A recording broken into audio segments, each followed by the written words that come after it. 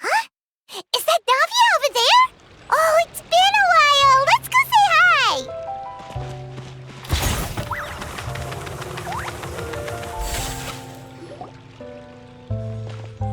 Hey, Navia! What you up to?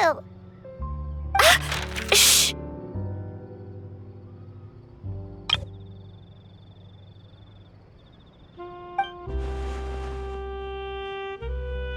Get lost, Monica! I don't want to see you back here until you're ready to wake up and start doing things properly!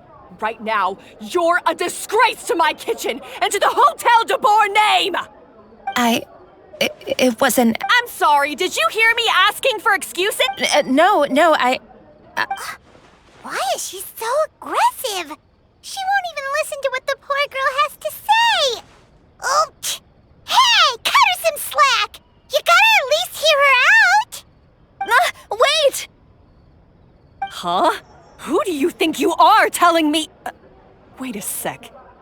Navia? Huh. So, you're bringing backup now. Suit yourself! You're still wasting your time!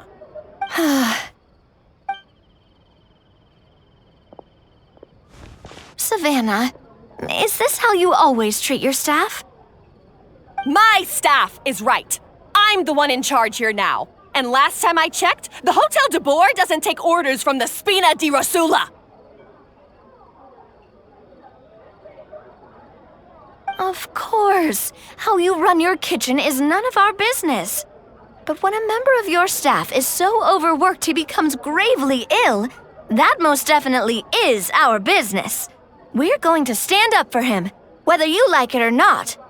Overworked? I've said it before and I'll say it again. If Fermon can't handle the job, then tough luck. There are plenty of other capable people I can hire instead. But Philmont can do the job, he just... Monica, back inside, now! Huh? But you said I shouldn't come back until... Just do as you're told, and not another word out of you! Come on, we have work to do!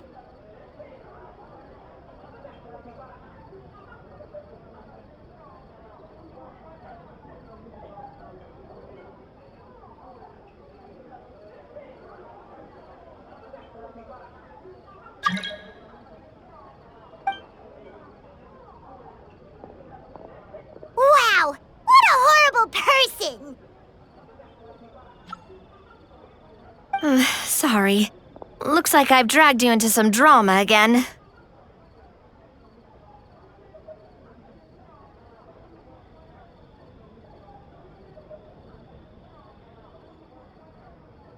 Her name is Savannah. She's the new head chef at Hotel de Boer. Ever since she took the job, she's been enforcing a brutal work regime and putting a huge amount of pressure on her staff. One guy was so overworked, he collapsed from illness.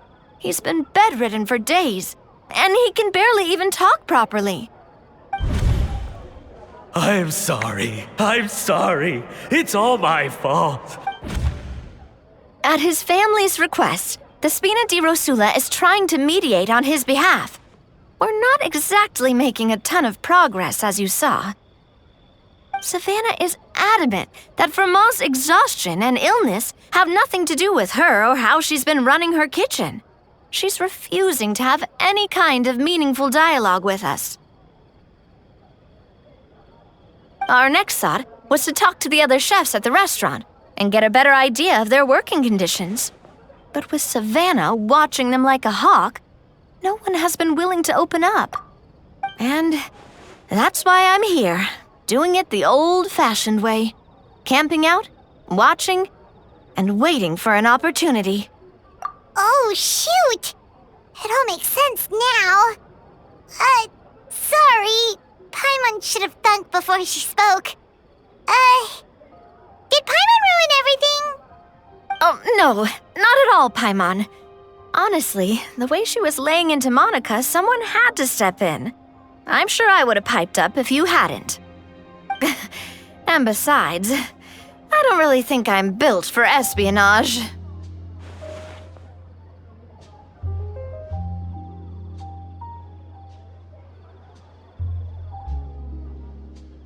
Yeah, meaning it's gonna be all the more difficult to get the inside scoop now. Oh, I might as well head back to the Fluvsandra then. We'll need to come up with a whole new game plan. Paimon will join you, 'cause this is kinda all Paimon's fault.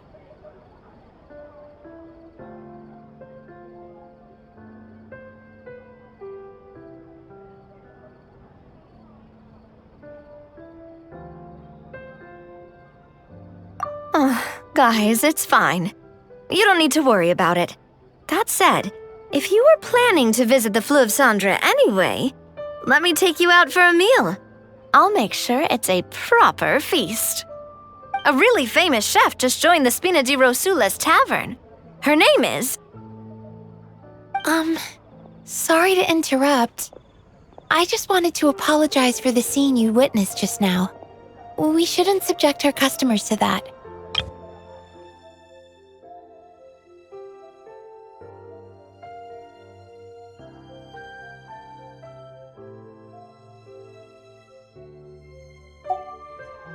This is a small token from us. It's some candy from Monica. She asked me to make sure it was delivered into your hands. Monica's the one apologizing? Huh. Clearly Savannah is the one who owes an apology. Our head chef has been a little highly strung lately. Sorry for everything. All right. Since there's candy, Paimon will drop it. Not the candy. Thank you for understanding. We'll make sure to pass your feedback on to Miss Savannah. A little highly strung, huh?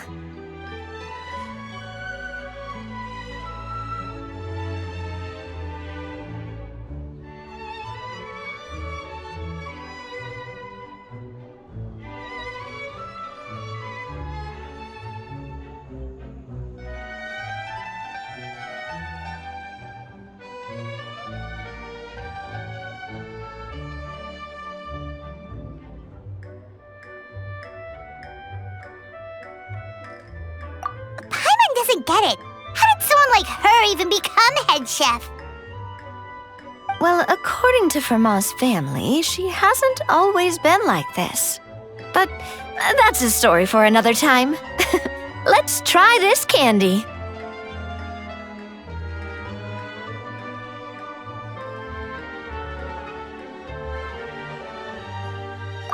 Oh, Paimon totally gets it. Come on, dig in! Huh? Hold on, there's something written on the wrapper. Find Escoffier.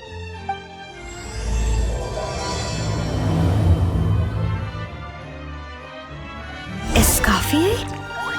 Could this mean... Huh? You know that name, Navia? Yeah. Let's stick to the plan and go back to the Fluvsandra for now. That's where we'll find Escoffier anyway.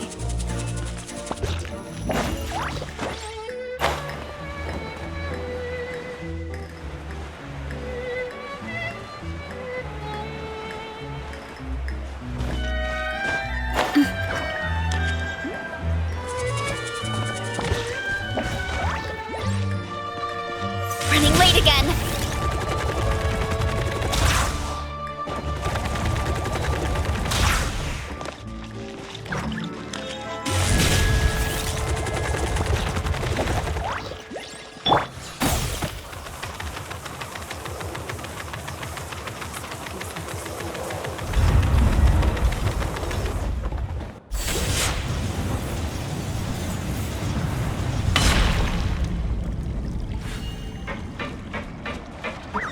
Quick as a flash!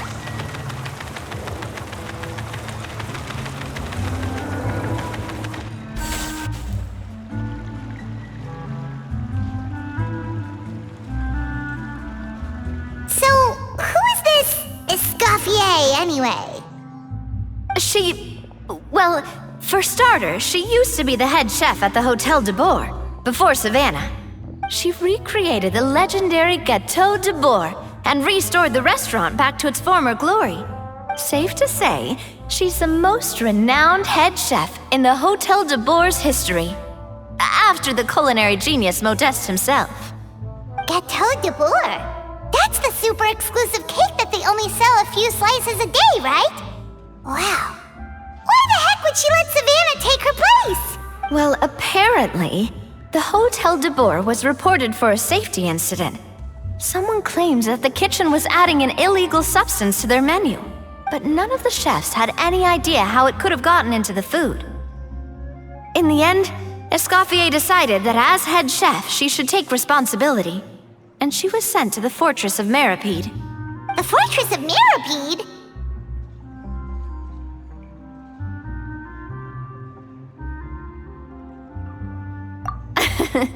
Well, you're right. The quantity of the substance they found was fairly minimal. Even the guards believed the whole thing was probably just an accident. Escoffier didn't have to stay in the fortress for long, but still, by the time she returned, the role of head chef had already passed to Savannah. So that's what happened. Paimon still thinks it's really unfair. Even though Escoffier is no longer head chef at the hotel, she's still well respected by the staff. So, I'm guessing what Monica wants is for us to convince Escoffier to try and negotiate with Savannah on the staff's behalf. Oh, Paimon gets it! Monica wants Escoffier to come back and kick Savannah out. It's simple. If the new head chef is stressing everyone out, then the solution is just get the old one back. Well, about that. You thought cream of mushroom soup was ready to serve after 3.5 minutes on the stove. You'd have had more sense serving hot water with ice cubes.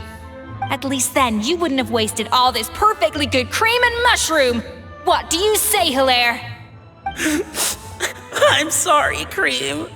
I'm sorry, Mushroom. As you can see, Escoffier is that kind of chef as well. You have to leave it on the heat for long enough to allow those flavors the chance to come out.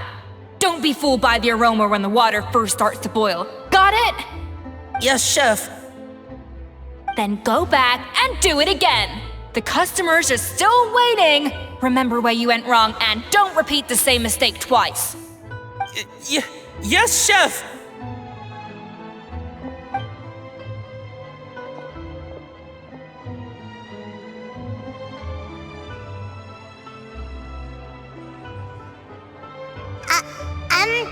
Excuse us,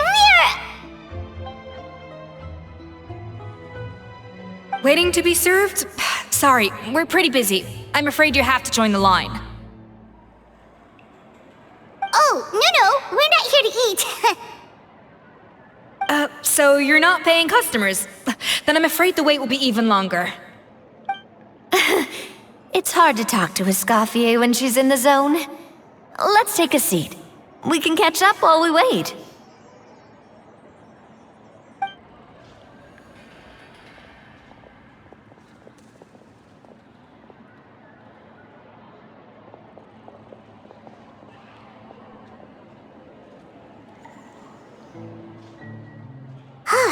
Looks like the rush hour is finally over.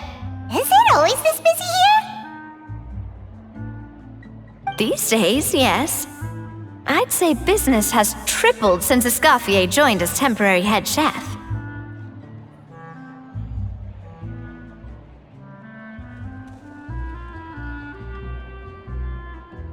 Well, in her words, the Hotel de Bourg doesn't need her anymore. It doesn't look like she's got any plans to go back. I guess I'll be heading off then. Wait, take these home with you. We can't serve them now, and there's no sense in letting them go to waste.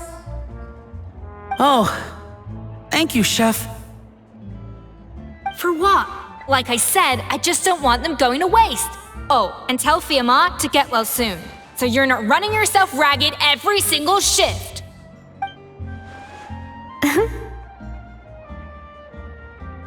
Firmo. That's the second time we've heard that name. Who is that again? He's the chef that fell ill from stress. Hilaire is his son. And with Mom stuck at home taking care of Dad, he decided to pick up some work to help pay the bills. Escoffier knows their situation, so she's been making some extra food every day for him to take home. Hey, I heard that, Navia! I've told you before, no one's making extra food. Hilaire is making blunders in the kitchen, and I can't serve his failed dishes, so he might as well take them home. Yeah, failed dishes that just so happen to be nutritionally complete every single time. So you two must be the world-famous traveler and his companion, Paimon. Yes? Is there something I can help you with? Oh, so you know us already. We'll skip the introduction then. We're here to talk about Savannah.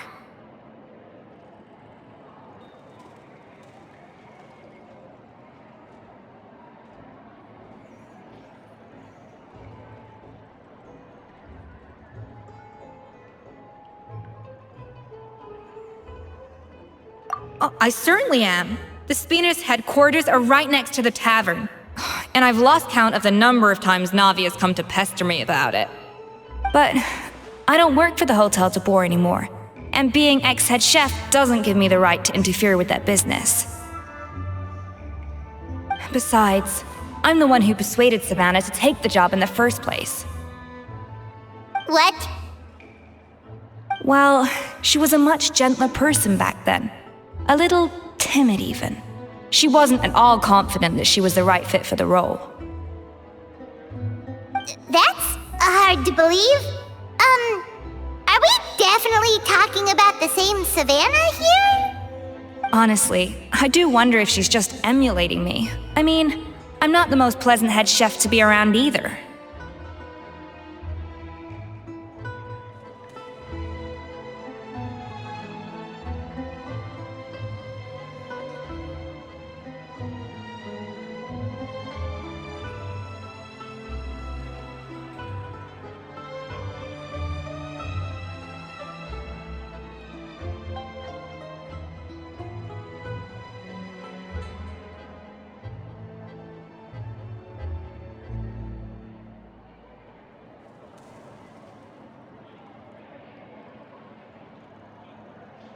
Anyway, suffice to say that given the history between us, it'll be tricky for me to tell her she's doing her job wrong without coming across like a huge hypocrite.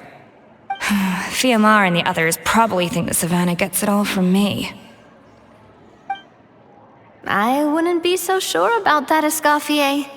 Look at this note we got from Monica. She mentioned me. Whatever shortcomings you feel you have, it looks like Monica still trusts you. As for the others, well, how can you know what they think unless you ask them? Monica. Plus, it's not like we're asking you to storm in there and raise hell. We're only in the initial phase of our investigation. All we're trying to do is get the other chefs to open up to us. Oh, Monica. Oh, Monica! Escoffier? I can't believe her! Powdered sugar is supposed to be applied sparingly. Look at all that on the wrapper. It's thicker than the sole of my shoe. Unbelievable! I won't stand for this. She has to learn. Come on, we're going. Wait, so now she's,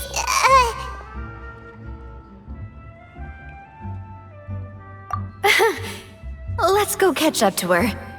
We don't want to keep her waiting.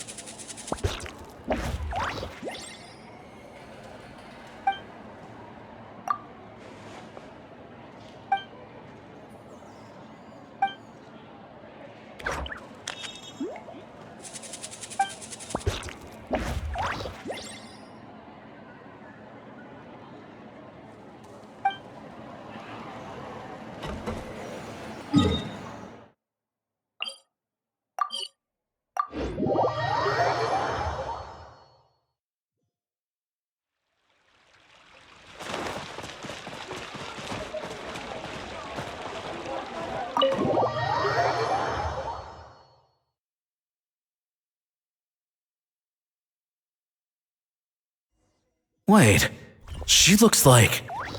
Is that Escoffier? Escoffier's back? Yes! I've missed her cooking! I was just saying, Hotel de Bourg is nothing without her. You can't match Escoffier's talent.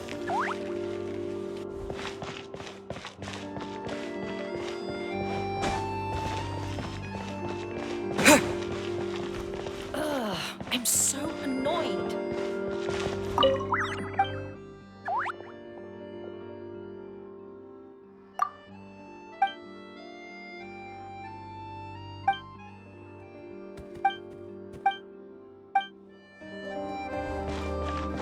I'm sorry. I'm so sorry.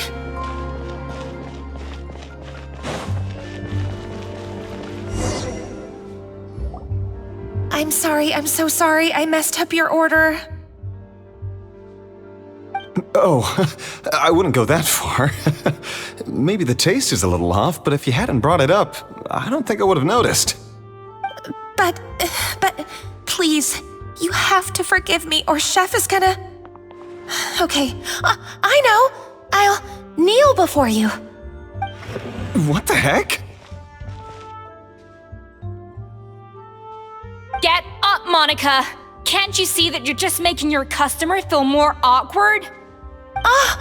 Escoffier? If you want forgiveness, then do what any self-respecting chef would do. Make the dish again. And this time, get it right. You cannot go begging your customers to feel sorry for you. Savannah said that I'm not allowed back in the kitchen until I've corrected my mistake. But if I can't go back into the kitchen, I can't do the dish over. That's some backwards logic. How can you fix your mistake without being allowed to cook? If this is what Fermat had to put up with, then no wonder he had a breakdown. We apologize for interrupting your meal, sir. It's fine. With my layman's palate, it's not like I can tell the difference anyway. I was actually quite enjoying my meal until she appeared out of nowhere and started apologizing. Gave me a bit of a fright, to be honest. Oh, well, it's because Chef Savannah tasted a bit of the leftover soup from my pot and then threw me out of the kitchen. Gosh, that's pretty strict. Has she always been that way? I don't recall things being like this when Escoffier was head chef here. I gotta say, you're all looking a little worse for wear these days. I mean, Escoffier was strict too, but I think the difference is that her criticism was more constructive, so you knew what you did wrong and how to improve, and we all knew that it came from a good place. Chef Escoffier was hard on us because she truly wanted us to reach her level. But these days, whenever we make a mistake, we just get told to wake up, get your head in the game, or just do it again. And it's only gotten worse since word got out that Chef Escoffier had started working again in the Fleuve Cendre. Monica, you don't need to call me chef. I'm not the boss here anymore.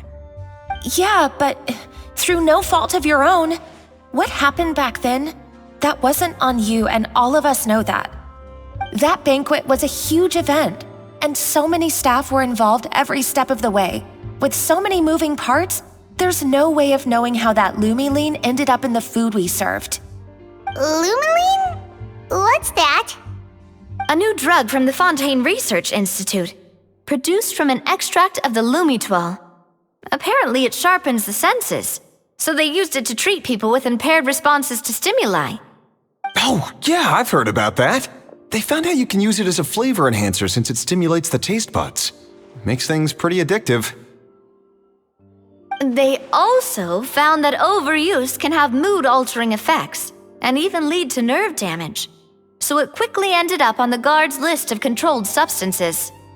Unfortunately, however, some food products containing the additive had already made it to the market by the time the guards banned it from the restaurant industry.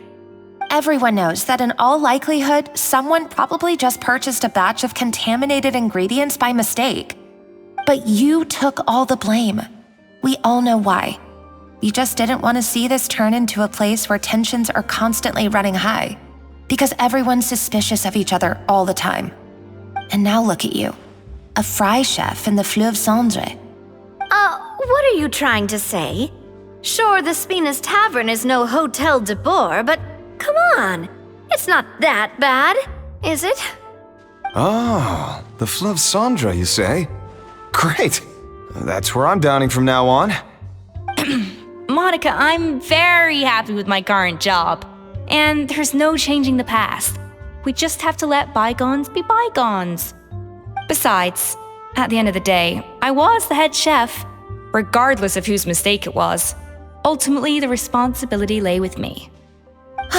If only Savannah was half the boss you were. I'm sorry? Do you have a problem with my conduct as head chef? No, chef. So you do remember who's boss? Escoffier? I thought you'd left this place for good. What are you doing back here? What happened to you, Savannah? Why are you acting like this? When I turned this place over to you, You made me the head chef and gave up your right to tell me how to do my job. You're not the boss here anymore, so stop acting like you own the place. Whoa. Sounds like someone has a chip on her shoulder. Oh, Savannah! My God, have you grown a temper since I last saw you? Have you put even half the amount of energy into improving your cooking skills, or are you still using the Pluie Lotus as an off-brand marcotte, thinking no one can tell the difference? That's none of your business! What happened to not storming in and raising hell? Ho ho! I was not expecting to see something this spicy as soon as Escoffier returned. Huh? Fan Asian? Aye, miladies. Might I make a humble suggestion? Given that we have ourselves a tête-à-tête between chefs at the Hôtel de Boer, I dare say it would be de rigueur to settle this the traditional way. The traditional way? That can only mean one thing. That's right! I'm talking, of course, about the tradition established by Modeste himself. The cooking contest! According to legend, the founders of Hotel de Boer, Modeste and Savelli, used this method to resolve all of their disputes. Everything from petty arguments over next week's menu to disagreements over the strategic direction of the restaurant. The cooking contest would decide who had the final say. Sounds like they had a lot of free time on their hands. Well, it might sound that way to us. But in fact, the cooking contest played an enormous role in motivating chefs to hone their skills, reaching new heights of excellence in the culinary arts. And indeed, the reintroduction of this institution in recent years has surely been instrumental in transforming the Hôtel de Boer into the top-ranking restaurant in Fontaine. Reintroduction? Someone brought it back? Who? What say you, Escoffier? Surely you of all people won't back down from this challenge. It was you who put the rule in place, after all. Sure, I reinstated it, but I'm not a chef at Hotel de Boer anymore. Isn't this bending the rules a little?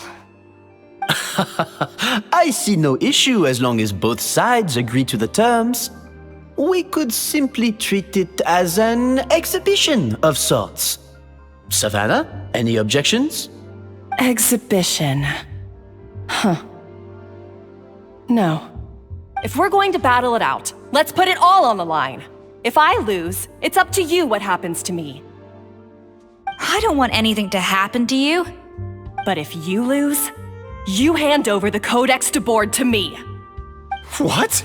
The Codex de Boer? Only the legendary handbook written by the original head chef Modeste. It contains all his secret recipes, including Gâteau de Boer.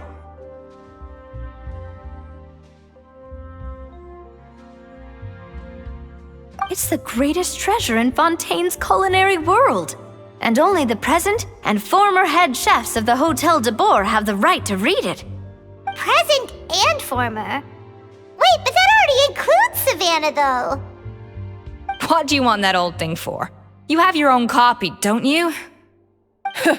Don't take me for a fool. You know perfectly well what I mean. I want your copy, the original version, the one you took with you when you left us. I'm sorry, I must be missing something. You know, there's no difference between the original and the copy, right? They contain the exact same recipes. Stop trying to change the topic. What's wrong, Escoffier? Scared you're gonna lose to me? Or are you scared of me getting my hands on the original codex? Savannah, you may remember that we gave her the original as a parting gift to thank Escoffier for her years of service. Asking for it back feels a little, Oh, I'm sure it won't be an issue, as long as both sides agree to the terms. Those were your words, weren't they? And as for the contest itself, let's make it a bake-off. Gâteau de Bourg, per the recipe in the codex. Well, Escoffier, you against me. Are you in or out? You sound surprisingly confident. All right then, let's see how much you've actually grown.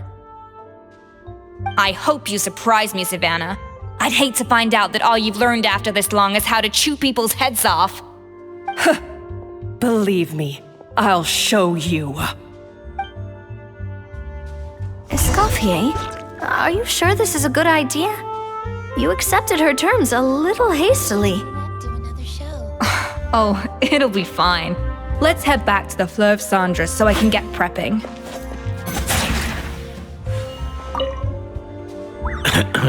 I do apologize. This whole ordeal reflects rather poorly on us. I'm afraid it's not quite that simple. The Hôtel de Bord runs as more of a partnership, you see. So, while I am technically Savannah's boss, it's not really my place to interfere with the business of the kitchen. To be perfectly honest with you, that's part of the reason why I suggested a cooking contest. If Escoffier wins, it would be the perfect opportunity for her to talk some sense into Savannah. Or, of course, if she wanted to return, then... But anyway, I'm getting ahead of myself. Whatever the outcome, this contest will hopefully serve as a turning point for us. Please, pass on my best wishes to Escoffier. I must say, Savannah surprised me with her confidence.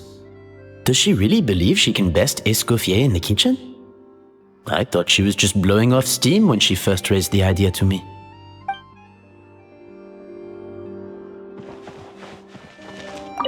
I can't believe I got to witness that firsthand. I only stopped by here for a quick meal. I definitely got my Mora's worth today.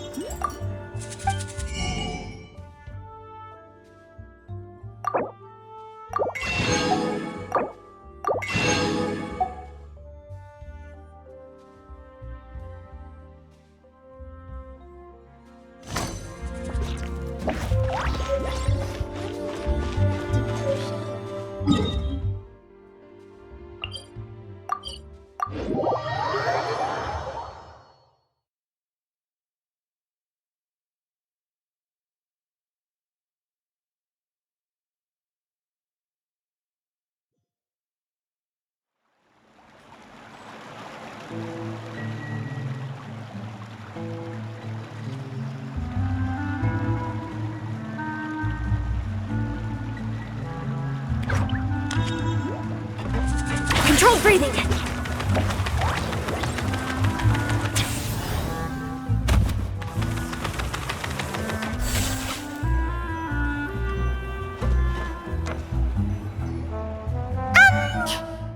So, this whole bake-off thing kind of came out of nowhere. Was it really sensible to just go along with it? Well, I got a sense that she's holding something back. But we chefs always express ourselves in our cooking. So if she won't talk, this might be the best way to find out what's really going on with her. Huh? Holding back? Sure didn't sound that way to Paimon. Escoffier only picked up on it because she's the same way. Always closed off, never letting you know what she really thinks. That's patently false, at least where your macarons are concerned. I've been nothing but truthful with you about the disgraceful amount of sugar you use. Okay, that's one case where you can keep your thoughts to yourself.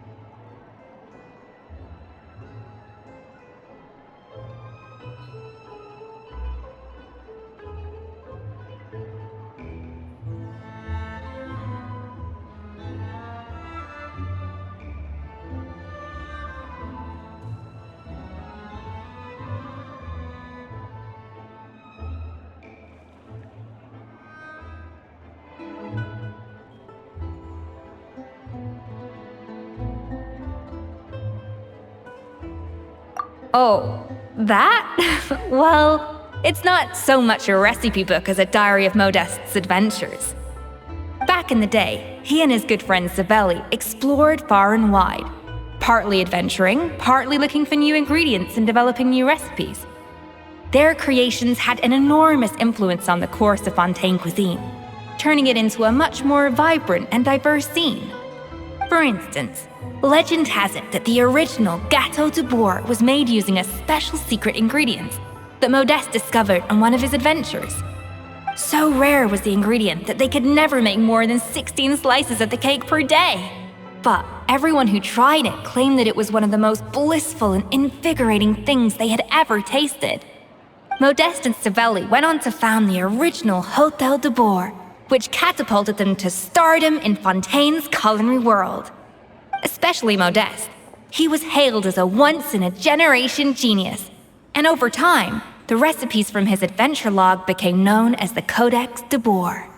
Ah, Paimon's heard this kind of story before. Armed with the Codex, the Hôtel de Bourg took its rightful place as the finest restaurant in the land, serving those recipes for centuries to come. Something like that? What?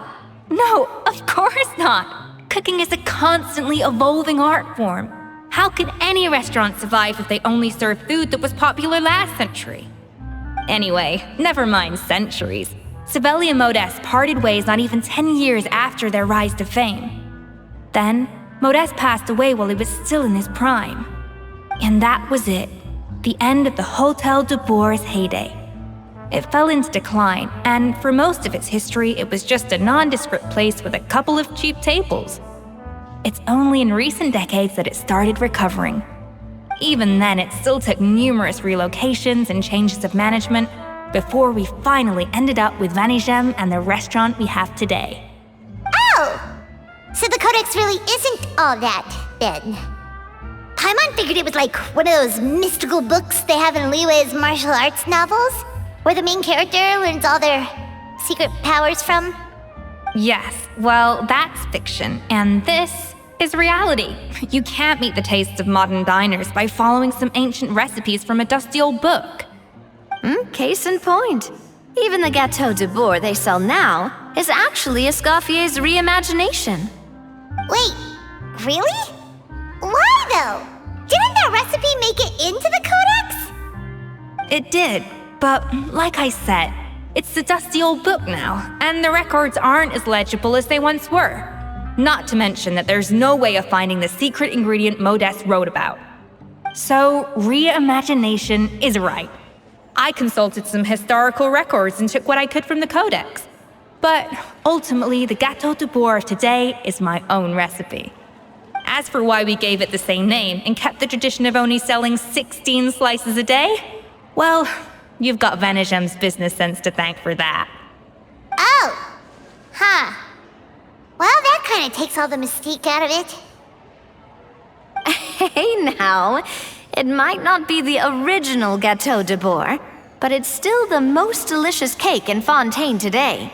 And who knows, maybe Escoffier's version is more suited to your palate. Just think, if the original truly was the perfect cake you're imagining it to be, there's no way the recipe would have been lost to history, right? Not to mention that the Hotel de Bois never would have fallen into a slump. Anyway, before I left my role as head chef, I made a copy of all the recipes from the codex, including my own improved versions, and turned them over to Savannah. So why is she so interested in the original copy? Could it be a symbolic thing? Like, whoever holds the original Codex de Bois is the true head chef? Well, it was clearly precious enough to give to Escoffier as a parting gift. Meanwhile, Savannah only got a copy. Maybe from her point of view, it's like management doesn't truly see her as being worthy of the role. You think so? The only thing is, it was her suggestion to gift me the original in the first place. Well, a joint decision by her and Venegem. But still. What? Huh. Guess she's had a major change of heart since she became head chef. Yeesh. Who knows? We could speculate forever. Better to just let our gâteau do the talking.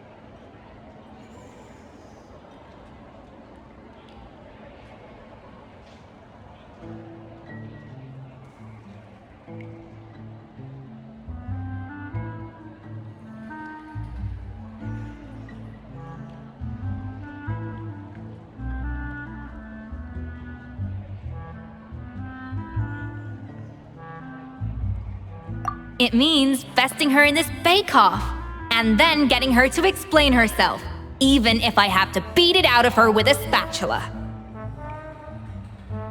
However much she's changed since we worked together, I believe that she still has her chef's pride. And if she respects the art, she'll respect the outcome of our contest. Well, I'm confident that you and your spatula can get justice for Froment. All you need to do now is win the contest. But that should be a breeze for you. Let's not get too ahead of ourselves. Gâteau de Bois is very complicated to make. Usually, it takes 3 chefs working in tandem to cover everything. Now, if I had to push it, I could probably do the work of 3 chefs myself. But I'd prefer to play it safe if I can find a couple of assistants in time. Well, that's easy. The 3 of us are veterans in the kitchen. You just need to pick 2 of us. Well, I have heard the Traveler is an accomplished cook, as well as a warrior. But be warned, I will hold you to exceptionally high standards. Think you're up to the task?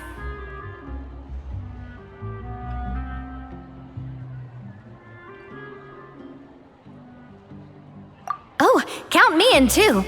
I've spent weeks perfecting my macarons after your scathing review. Even if it means competing against the Traveler, so be it. I'll show you what I'm made of. Confident. I like it. Alright, let's start with some elementary mise en place. Show me your knife skills.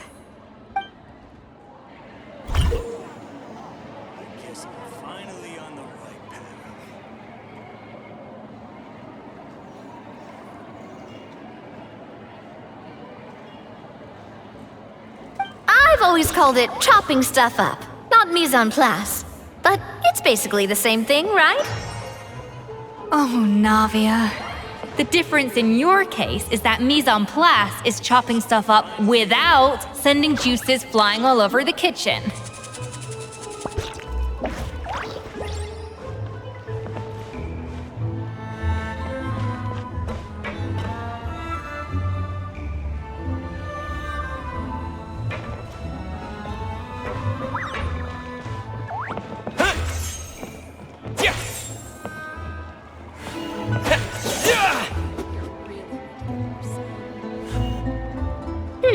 Looks like you found that easier than I expected. Yeah, thankfully it was pretty straightforward in the end. You made it sound like we'd be carving statues out of fruits or something. Well, brace yourself, because the next step is anything but straightforward. I'll be using this cold press to extract flavor compounds from the ingredients. A kind of special food processor I got the Fontaine Research Institute to make for me. It uses cold temperature extraction to isolate the essence of cooking ingredients.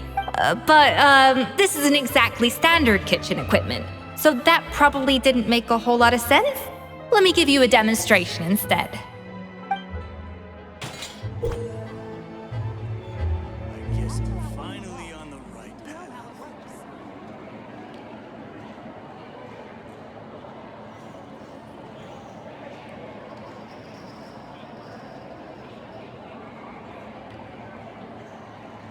Custom-made equipment from the Fontaine Research Institute, huh? That's some pretty high-tech food prep. Paimon's never used anything this weird before. Cool. Not weird.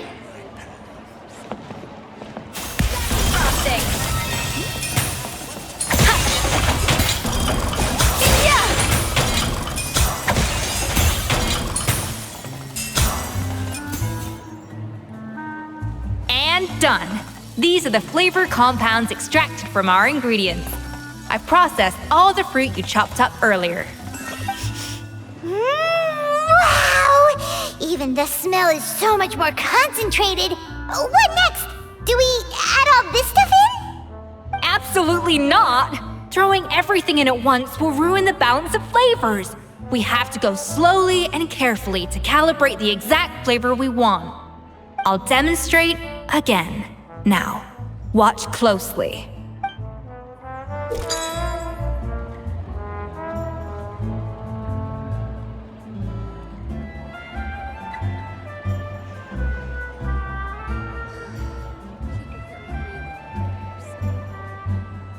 Slowly and carefully. Not a drop too much, and not a drop too little. Know of any new...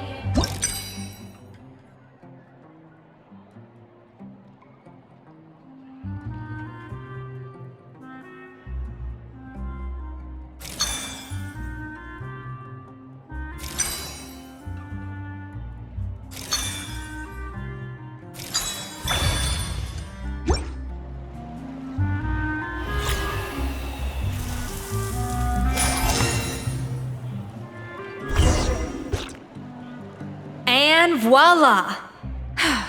Now it's your turn.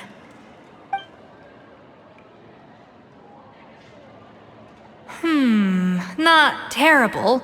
Considering this was everyone's first time blending flavor extracts, it could have been worse. But the traveler's work was surprisingly good. Are you sure you've never done this before? You got almost perfect results on your first try. Oh, well, they do say adventurers are multi-talented folks. Now I've seen it firsthand. Alright, now for the part I've been looking forward to. I want each of you to cook something from the Hotel de Boer's current menu. I'll judge your submissions and give you a final score. That's right, the true test of your cooking skills is the finished product. It'll be good practice for the contest itself. Now get to it. Chop chop!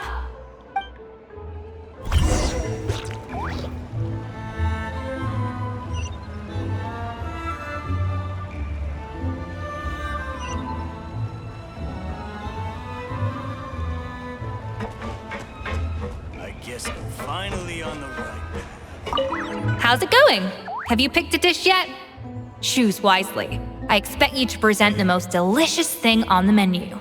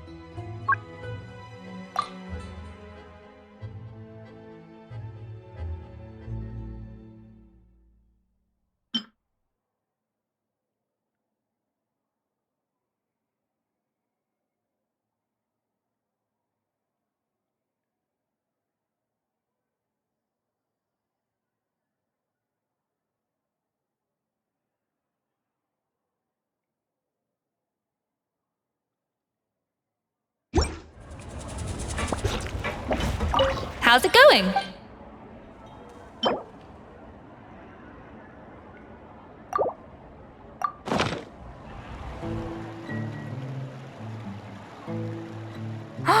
Look at that! With the grace of a snow-winged goose, as I like to say. Now, let the grating commence.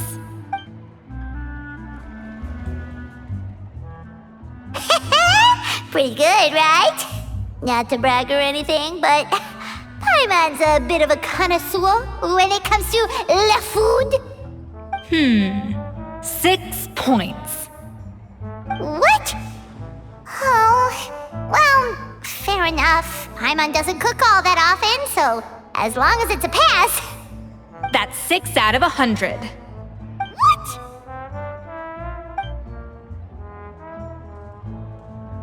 You say you're a connoisseur, but it's quite clear from this dish that you have far more experience consuming food than creating it.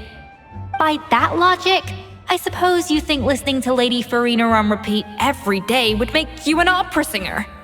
Aww. Me next!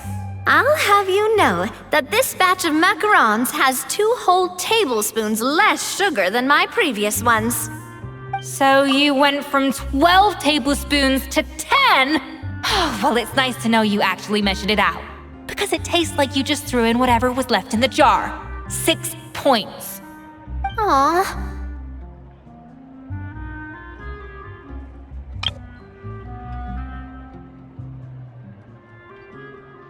Now to the final dish.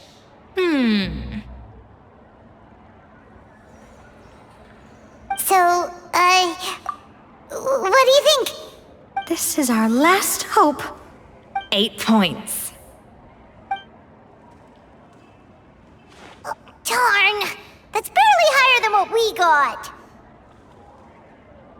Not exactly. The color is spot on. Beautiful aroma. Excellent presentation.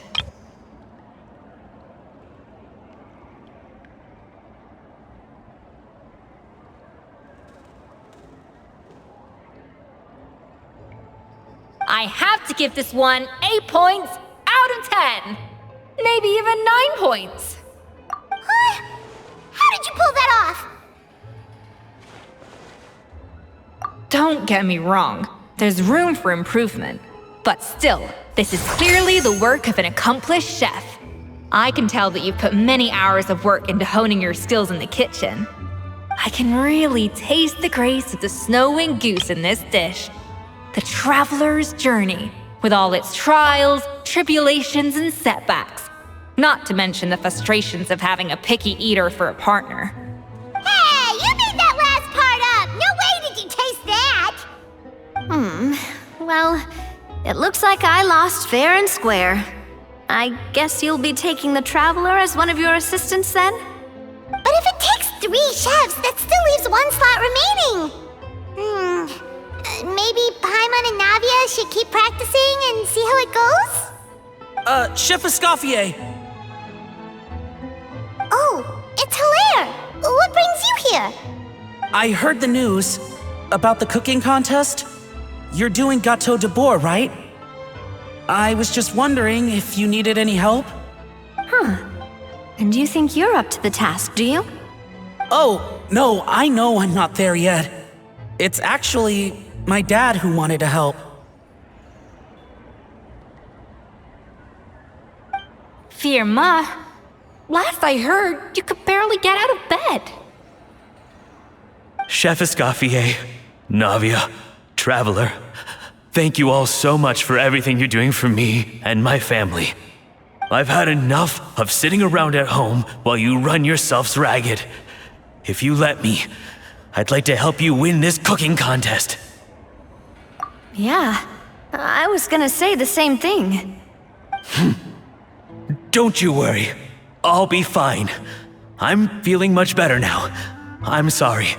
I know I've been rather useless these past few days, but not anymore.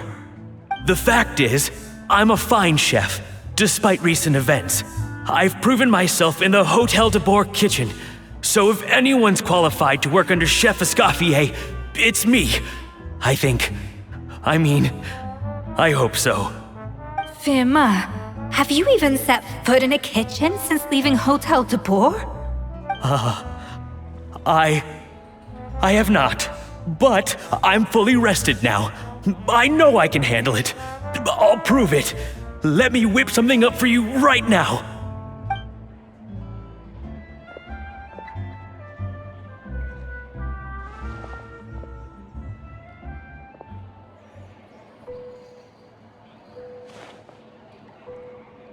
Huh? That's strange. Why are my hands shaking? What do you call this, Firma? I can't seem to grip my knife. Do it again! Again! Again! I... Hopeless. Get out of my kitchen yesterday.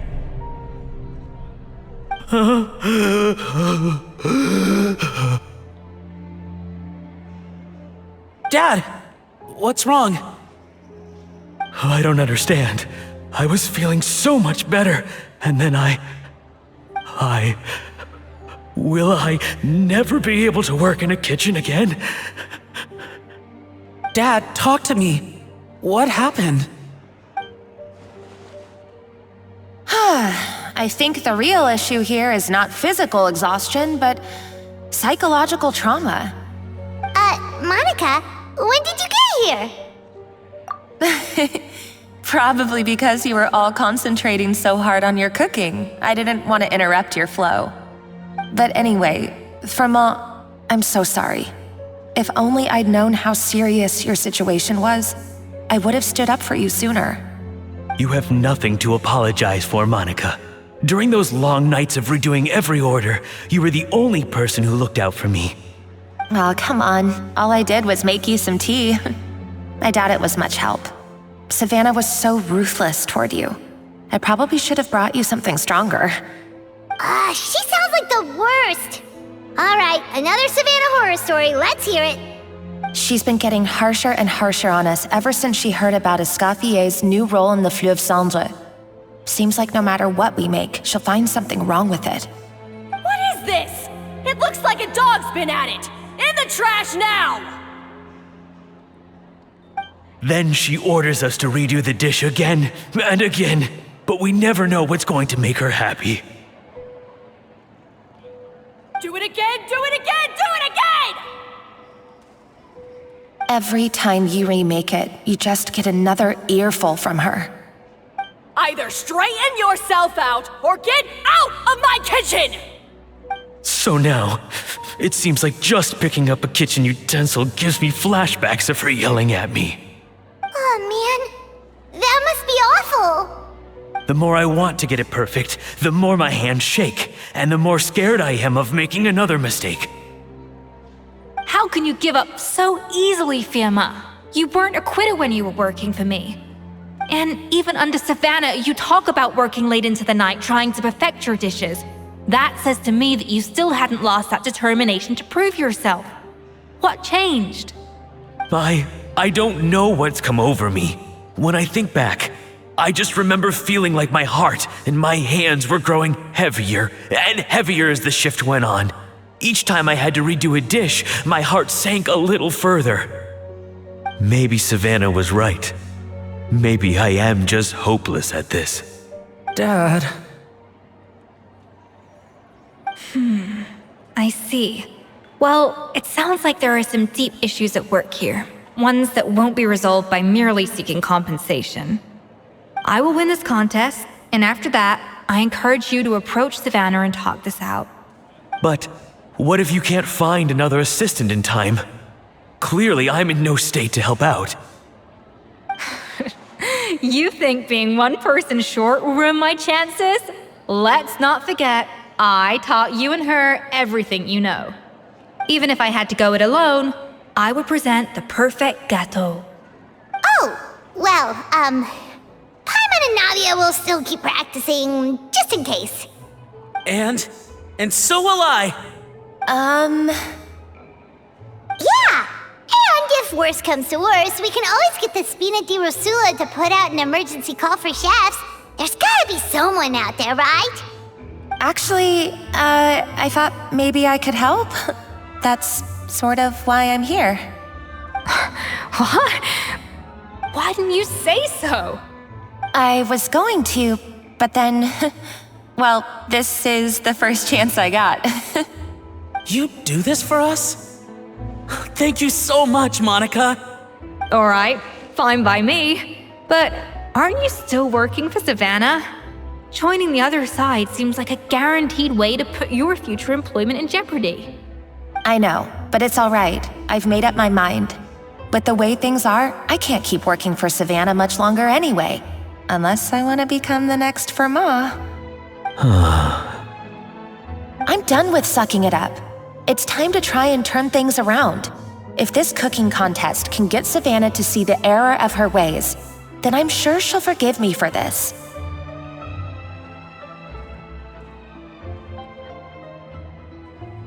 Well, Paimon didn't think we'd be poaching from Savannah's staff to get our third person, but there you go. Anyway, Monica's a professional chef, so nothing could possibly go wrong now. Great! Then it's settled. And to congratulate you all on making the team, I propose a Spina-sponsored meal to celebrate. Spina-sponsored? Wait, you mean I'm cooking? Well, I promised the traveler a feast in the Fleuve Cendre. And I know how much you've been looking forward to it. Yeah! Feast, feast, feast! All right, if you insist, then prepare for some of the finest food of your lives.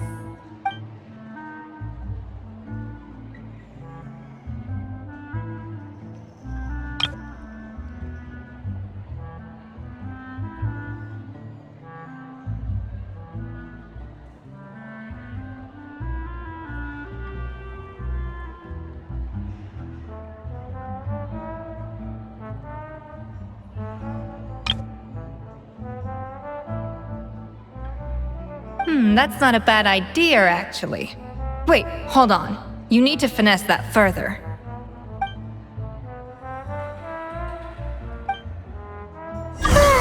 That was a dream come true. Paimon never knew Fontanian cuisine could be this good.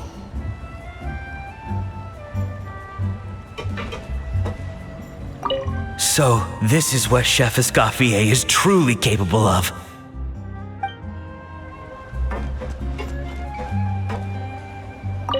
Wow. I don't know if I'll ever be able to cook as good as that.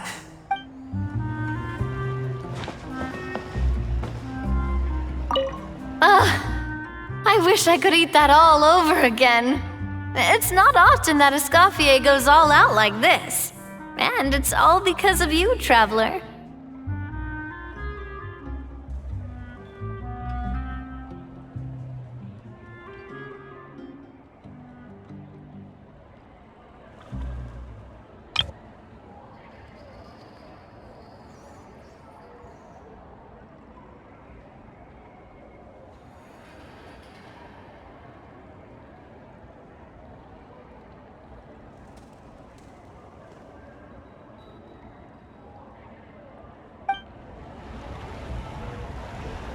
I guess I'm finally on the right path.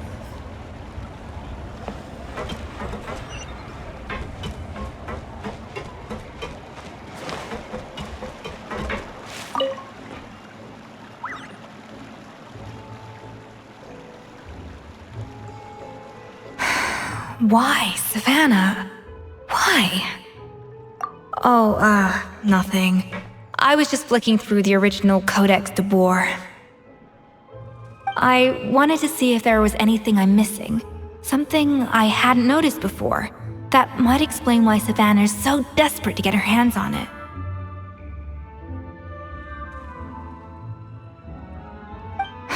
But I can't find anything.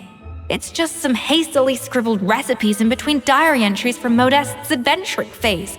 And most of it's not even legible anymore. The copy I gave her not only has all the recipes in full, but even includes my own private tips and notes from years of experience. Surely that's infinitely more useful than this old thing. Yeah, maybe. Still, it's just hard for me to imagine that the Savannah I knew would go to all this effort just to make a point. We were. At least I always thought we were. She was a little shy, but meticulous with everything and everyone she dealt with. She made a few mistakes here and there, but she was quick to correct them whenever they were pointed out. Those qualities are why I recommended her to replace me as head chef. I never imagined for 1 second that she'd cause Fiamma and the other staff so much grief.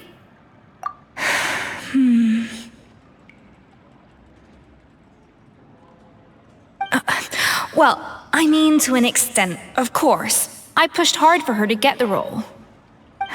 And the idea that she turned out like this because of me is difficult to come to terms with.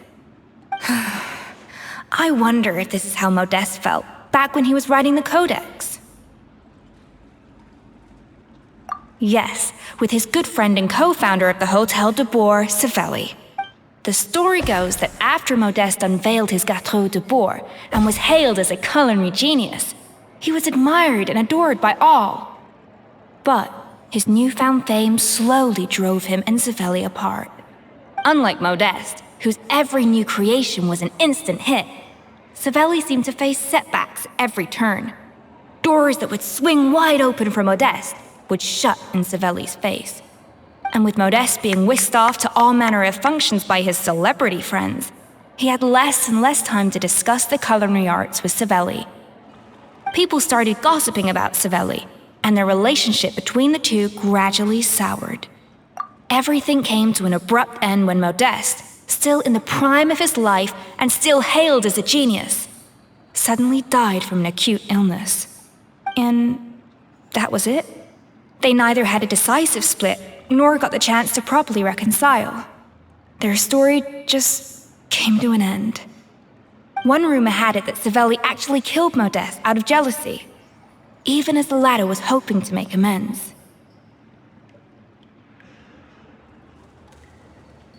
Unlikely. It's a popular theory, but there's no real basis for it. At least there are no records of Savelli ever being convicted of a crime. Still, beyond a point, there's no way of knowing what truly happened in the past. All we can do is try to make sure the present doesn't quite go as badly.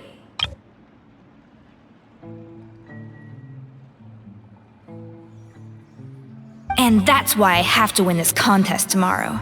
Then get the truth about everything that's been going on, even if it means cracking her open like a nut.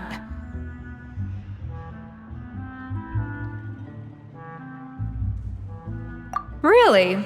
Well, I like the confidence. Don't let me down tomorrow, then. You better bring your A game.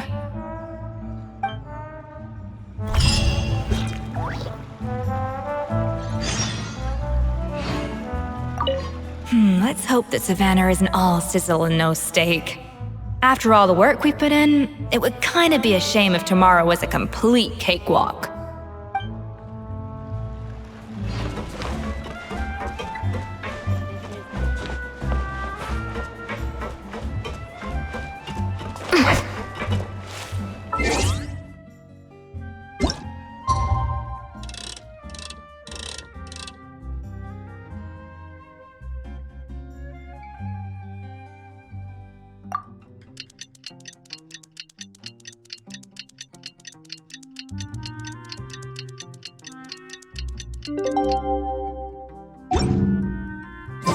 It's Cooking Contest Day! To the Hotel de Boer! Toot sweet! I guess I'm finally on the right path.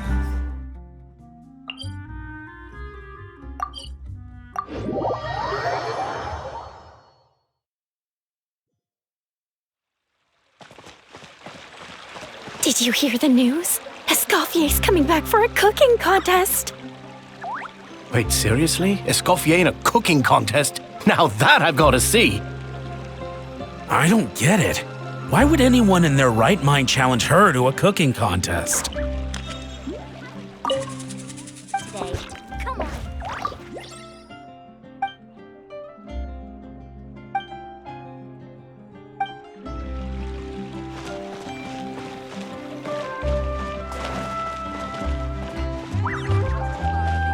Self-cleaning ability.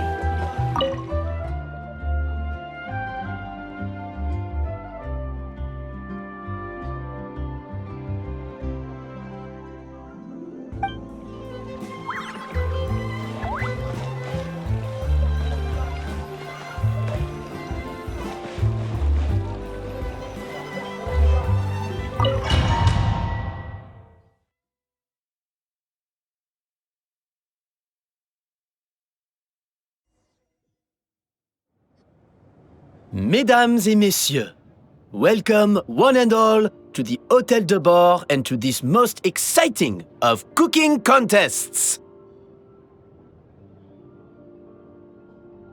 Savannah, I've brought the original copy of the codex you asked for. Monica? Huh. In the interests of fairness, this contest will be conducted in a double-blind format. Once the dishes are complete, they will be sent to the back of the kitchen where they'll each receive a label. The labels will be placed out of sight underneath the plates, only to be revealed after the judges have sampled them and reached a final verdict. This is to ensure that no one will know which dish is made by which contestant. As one of the judges, I promise to be fair and impartial. When my meal got interrupted yesterday, I never thought this is how they'd make it up to me. Getting a seat on the judging panel is a pretty sweet deal. Both contestants have taken their positions? Then, without further ado, let the Hôtel de Bord cooking contest commence!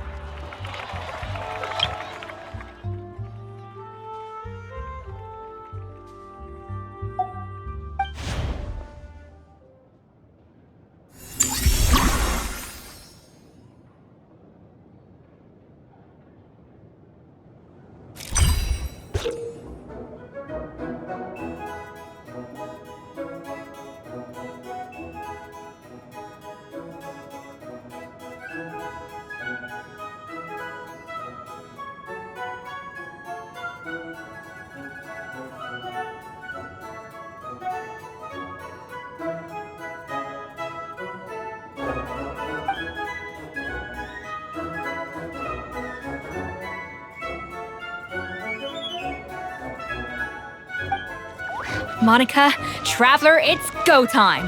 Let's do this. Even the best chef in the world can't flavor their food without prepping the flavoring, right? Looks like our two head chefs are raring to go.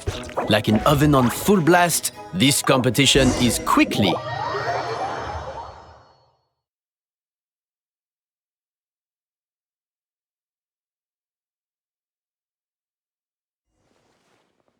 Did you hear the news?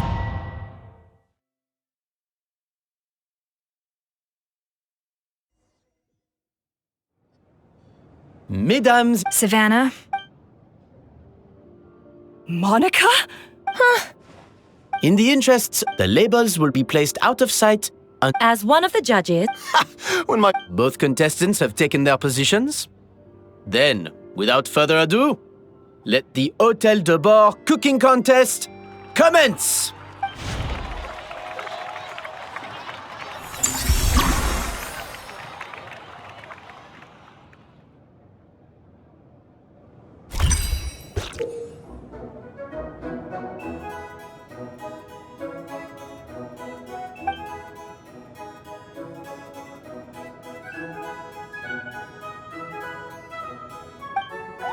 Monica, Traveler, it's go time.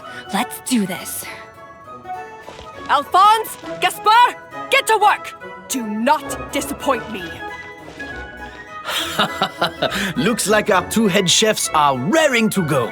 Like an oven on full blast, this competition is quickly heating up. Off to the freezer!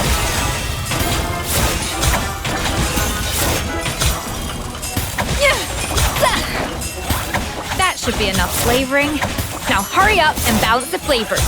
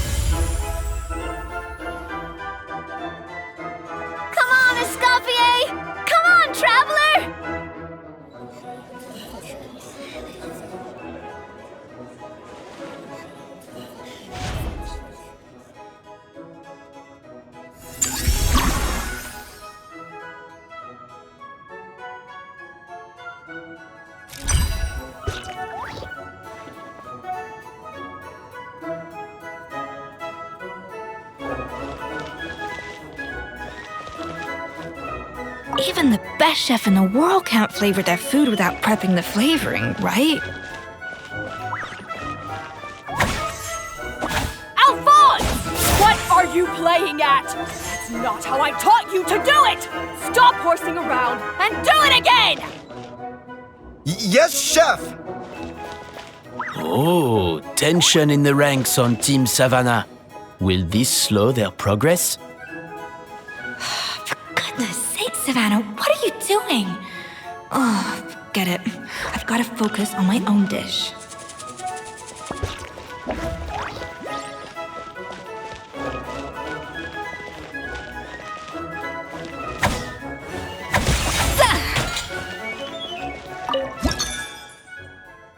The balance of flavors is about right, but the quantity is too low.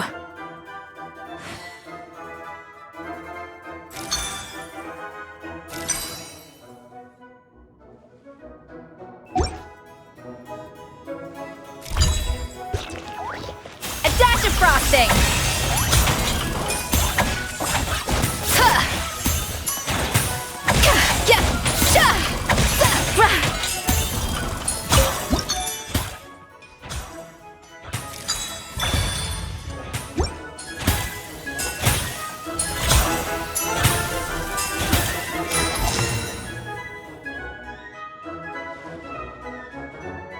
So, what do you think?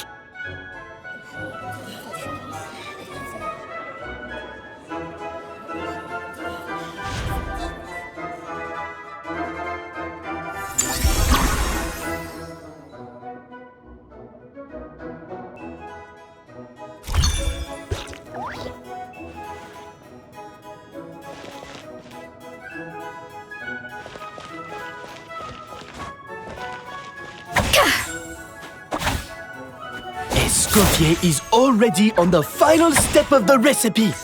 Let's check on Savannah's progress. I think this flavor profile is still a little bit off. Enough! Oh, useless! Both of you, make like an egg and beat it! I'll do it myself. Wow! Is Savannah serious? Can she really make up for lost time working alone?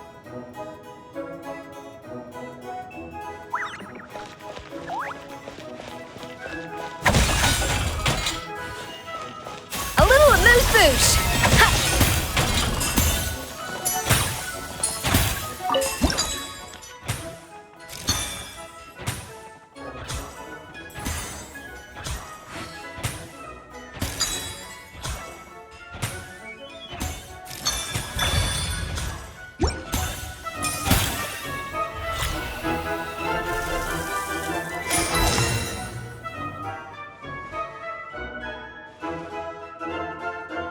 You can't match Escoffier's talent.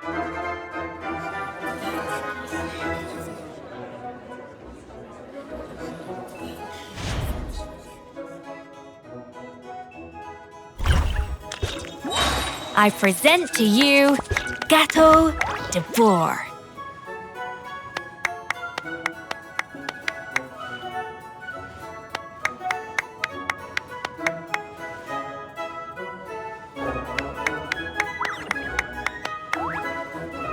The pinnacle of excellence!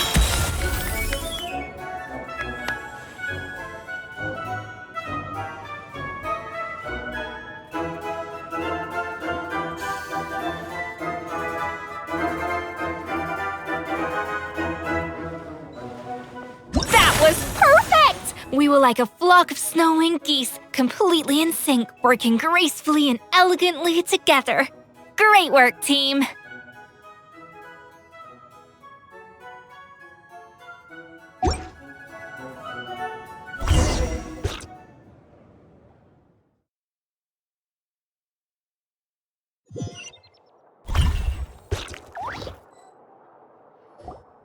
Time's up! Contestants, please take your dishes to the back.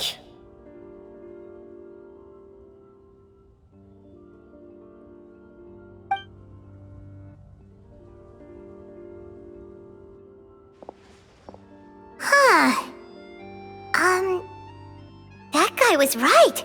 You really can't tell whose is whose just by looking at them. We both made the same dish after all. For all her flaws, Savannah's a talented chef who earned my recommendation for good reason. She wouldn't screw up something as elementary as the cake's appearance. Whoa! This is really rather good. Wonderfully soft and fluffy. Beautifully sweet. This is a masterclass in how to make Gâteau de Bourg. I would give this one at least 9.9 out of 10! Only because there's something about the flavor of the base. It's just a little different from the recipe I'm used to. Huh? Really? I couldn't tell. All right, on to gâteau number 2. I haven't had a single bite and already this aroma is a delight to the senses. I have a feeling that this gâteau will be a gâteau for the ages. How exciting! I'm gonna dig in.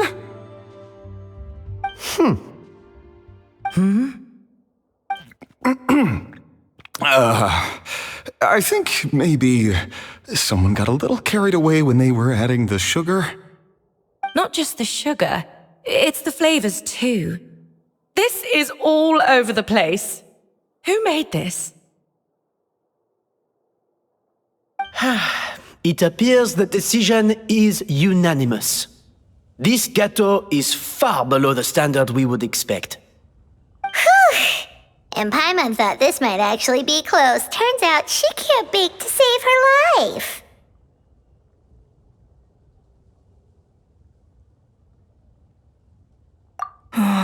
Something's not right here. Savannah may not be perfect, but no way is she this sloppy. I can now declare that the creator of the first gâteau has won this cooking contest. Now, all that remains is to turn the plate over and reveal the chef's name underneath. What? It's Savannah? No, that's impossible! Hey, Savannah! You cheated, didn't you? You cheater! What did you do? Oh, you swapped the plates, didn't you? Well, someone's a sore loser. These cakes went from the oven to the judge's table without me ever laying a finger on them.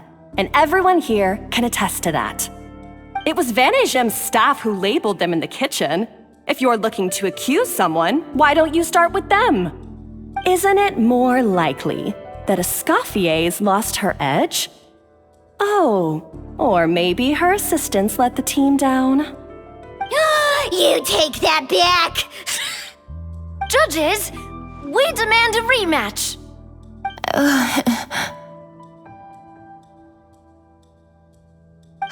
That's enough! What's done is done. As head chef, or rather as team lead, I take responsibility for the dish I served. Whatever went wrong and however it happened, I should have spotted it. Savannah, I didn't think you'd stoop this low just to beat me in a bake-off. What happened to your chef's pride? I don't know what you're talking about. If you want the Codex de Boer that much, you can have it. Scoffier, no! But you must promise me that you'll apologize to Firma and compensate him for everything you put him through. It's a little late to be negotiating terms. The contest is over and I won. That means you owe me the Codex, and I owe you nothing. Look, Savannah, you may have fooled everyone else, but can you really fool yourself? What I'm offering is to accept defeat without looking to expose what you've done.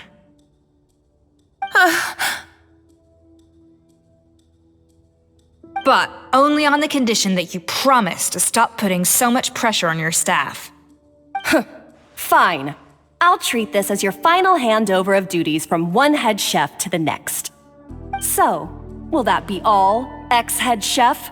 Or is there any other unfinished business you'd like to leave in my hands? I didn't mean that to be a scolding from your former boss, just a word of advice from a fellow chef and a friend.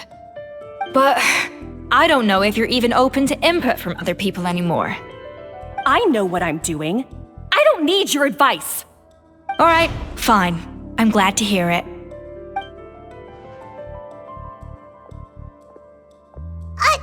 Escoffier!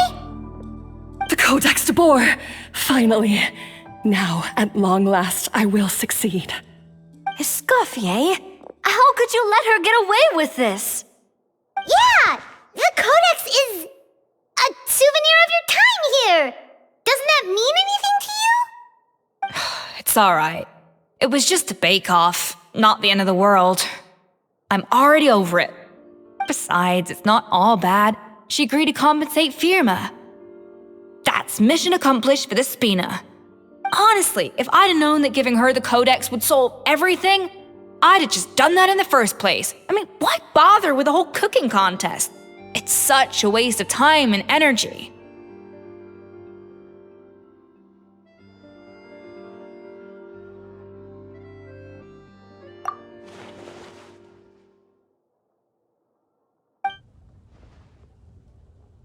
No.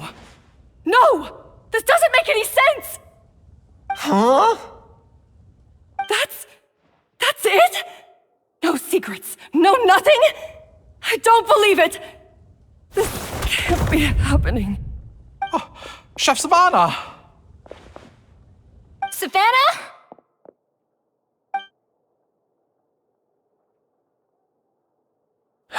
It's nothing life-threatening. Just a lot of pent-up stress and exhaustion. Oh, I knew it. Pent-up stress?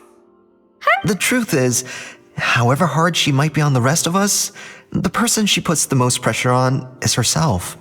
Yes, there are nights when she makes us redo things over and over into the wee hours.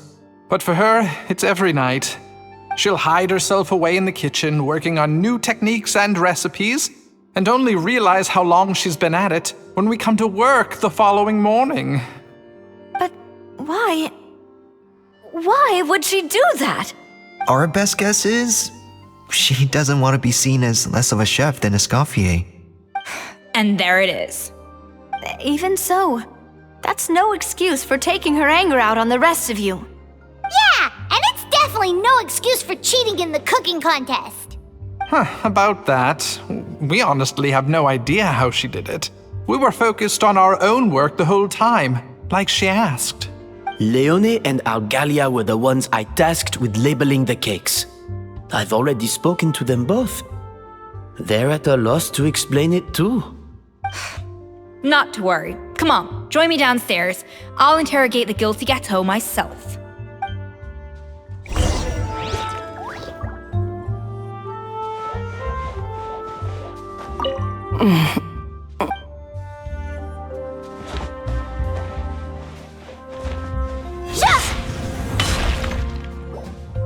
Well, how is it?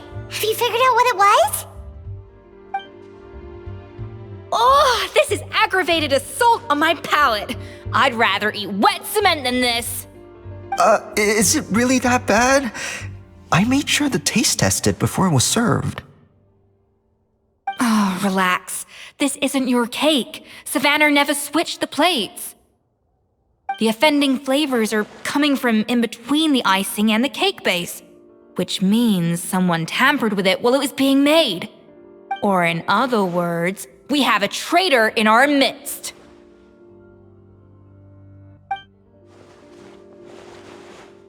I'm sorry.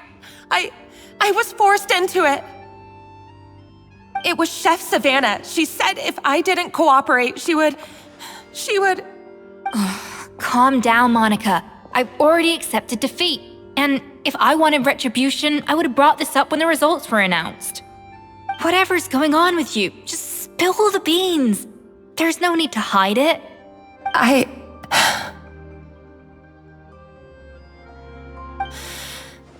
I was the one who caused the food safety incident that one time. Food safety? Wait, you mean the Lumaline incident? So you procured the contaminated ingredients? I think so. Savannah and I were on procurement that day. I didn't check everything as well as I should have, and so I let contaminated ingredients make it into the kitchen. But I swear I didn't do it on purpose. I had no idea there was an issue with them, and I didn't know it would end up with Escoffier going to jail. But the last thing I expected was for Savannah to use it as leverage to blackmail me with... This is crazy! So Savannah pressured you into sabotaging Escoffier's cake by threatening to expose your secret if you didn't? I know, it's terrible. I'm so sorry. I was so scared.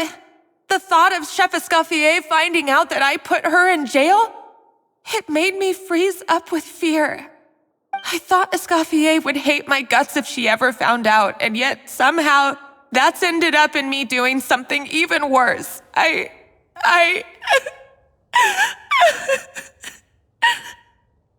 Seriously? All this fuss over a little slip-up?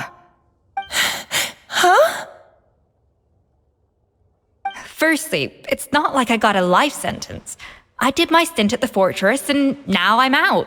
And secondly, I had my own reasons for leaving the Hotel de Boer. This wasn't the only factor.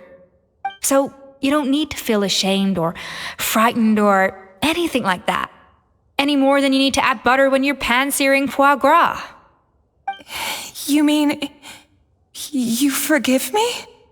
Oh, well, I'm not saying you don't have to take responsibility for your mistakes. You should tell Vanagem to mark down your performance for the past few months. Then do some digging and find out exactly where those contaminated ingredients came from. Sure, you've made mistakes, but now's the time to fix them. Understood? Understood.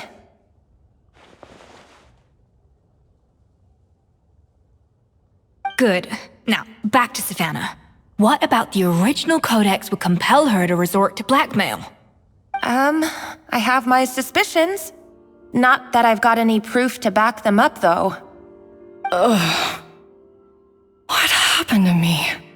I've overheard some customers murmuring about how the Hotel de Boer hasn't been the same since Escoffier left.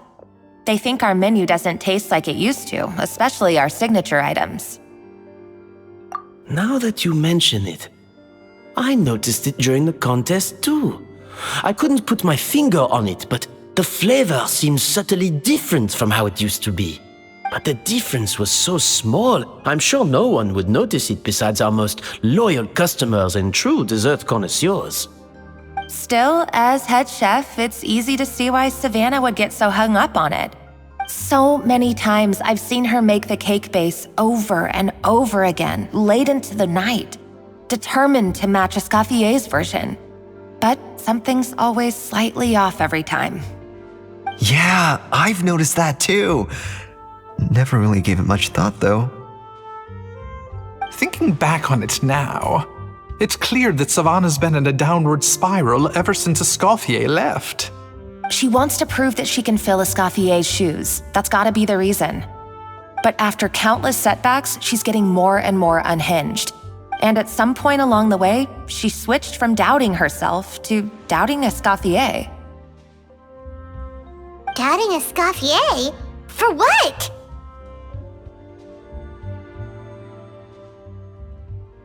Yeah, it would explain why she was bent on getting the original at any cost. She must have thought Escoffier purposely omitted key details from her recipes when she copied them out. Also, she could retain her place as the #1 chef in Fontaine, the only one privy to all the secrets of the trade.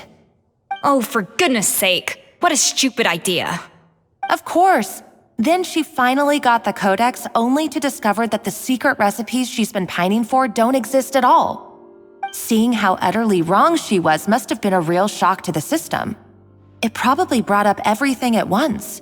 It overwhelmed her, and she There's still one thing that doesn't make sense, though. If Savannah had the real recipe all along, how come it tasted different?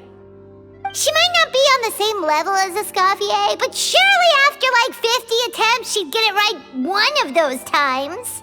You'd think so, but geniuses like Escoffier are in a league of their own.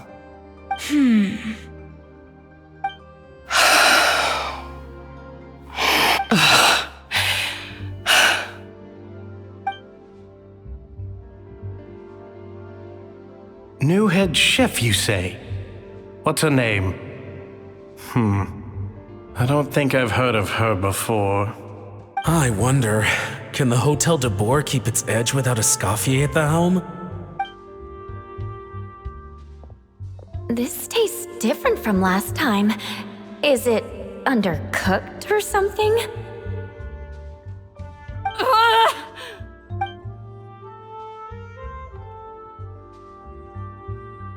Take this. It's a copy of the Codex de Boer. From now on, you will be its keeper. Don't listen to the doubters. If I say you can do it, then you can do it. Even if you don't believe in yourself, at least believe in me. Hey, did you hear me? Once I'm gone, the restaurant is all yours.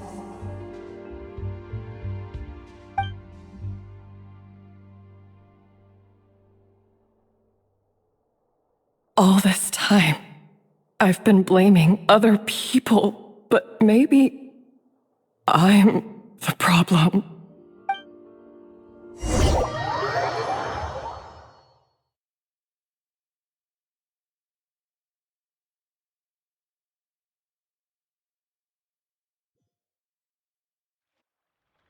I sincerely apologize for putting everyone out. Savannah's awake now, but I don't think she's ready to speak to anyone yet. Let's give her the day to calm down. I'm sure you'll have the chance to talk everything out tomorrow. In that case, I'll go and update for Ma and his family. I wonder what he'll make of all this. So, we'll come back tomorrow then. That was a long day. I think I've earned myself a sweet treat when I get back home. Macarons? Or are you gonna switch it up this time?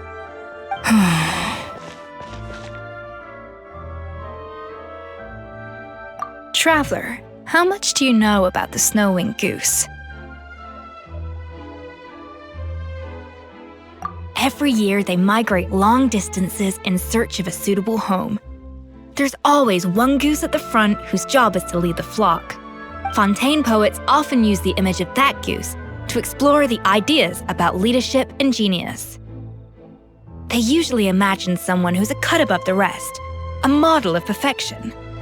But what those poets don't know is that during a migration, the lead goose is always changing. Once the lead goose shows signs of fatigue, it retreats to the back of the flock and allows another goose to take its place. So the truth is that leadership, with all the responsibilities and pressures that come with it, it's something that everyone takes turns at. But we humans completely miss that fact when we project our own ideas about social hierarchies onto them. I guess what I'm saying is, I don't buy into this notion that there's some sort of gulf between normal and genius. Cooking is a science, not magic.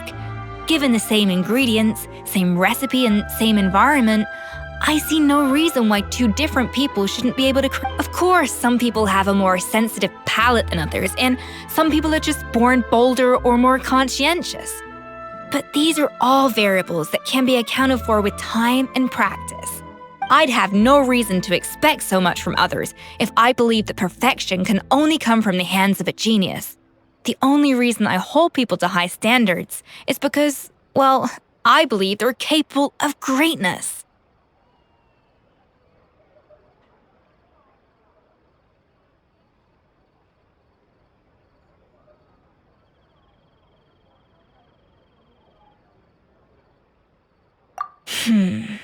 Okay, I've made up my mind.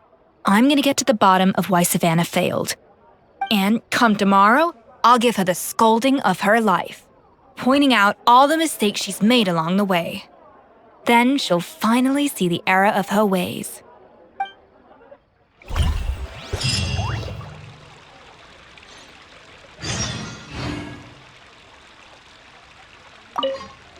Thank you for your words of encouragement. I'm gonna head to the hotel to... Genius? Calling someone a genius is just another way of saying I'm too lazy to figure out how I need to improve. It's a defeatist attitude and I won't stand for it. Thank you for your words of encouragement. I'm gonna head to the hotel to... Genius?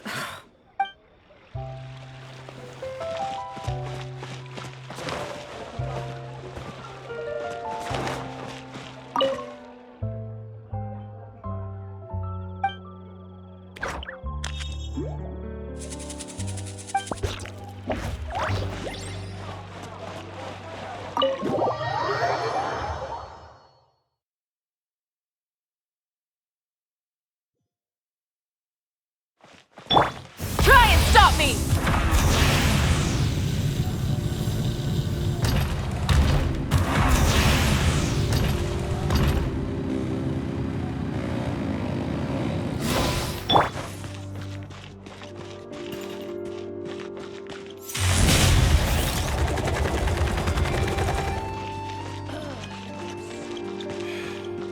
Let's roll!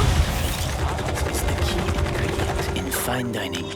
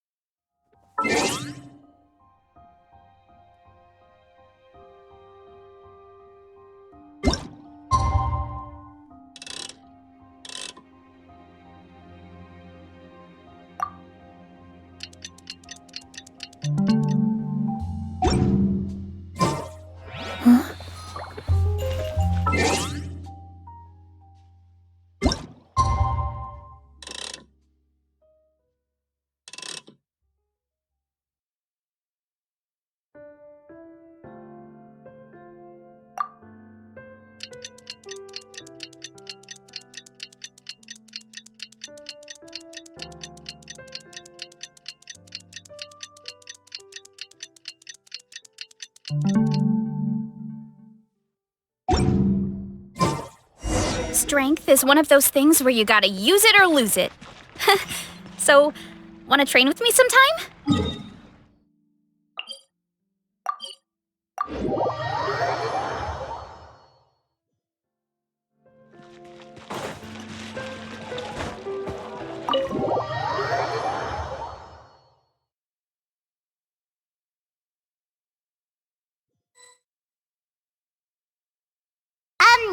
Why are we here so early? Our meeting with Vanigem isn't for a while.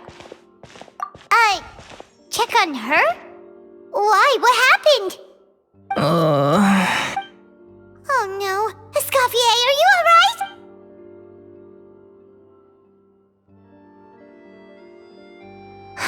I'm fine. Just need to get some more coffee in me. Huh? What happened to my coffee? Did I really drink it all? Alright. Thanks. I appreciate it. Well, there's cooking facilities here. Or we could just grab a cup of coffee from Cafe Lutece, but either way, hurry!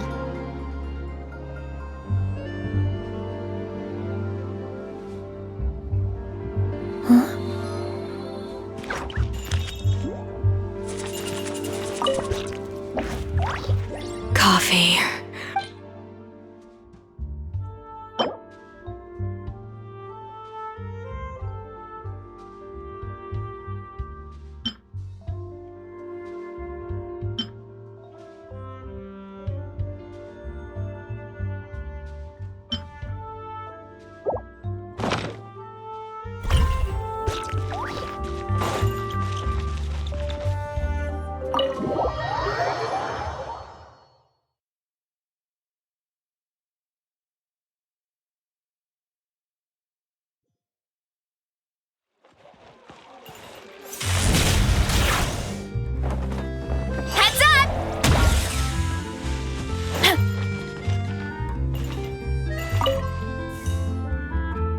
Hello! What can I get for you? Sure thing. We're here to go. Huh? Oh, I see. First cup of the season. Yeah, I get it. Young people these days do love their little surprises.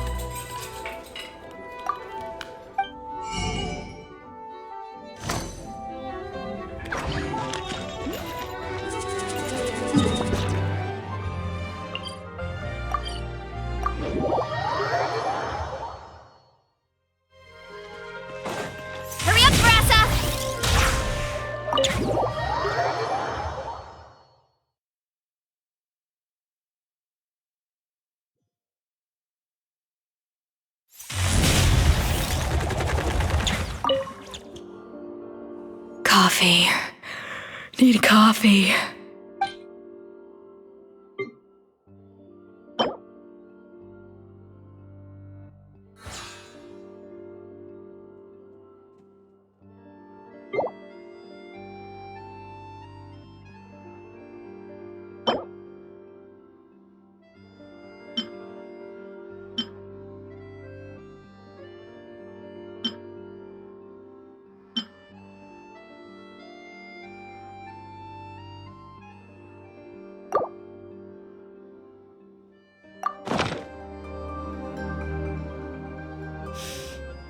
I smell coffee.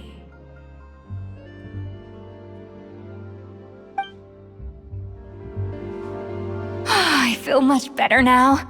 Thank you so much, Traveler and Paimon. Glad to hear it, but make sure to catch up on your sleep when you get the chance. I think I figured out where the problem lies.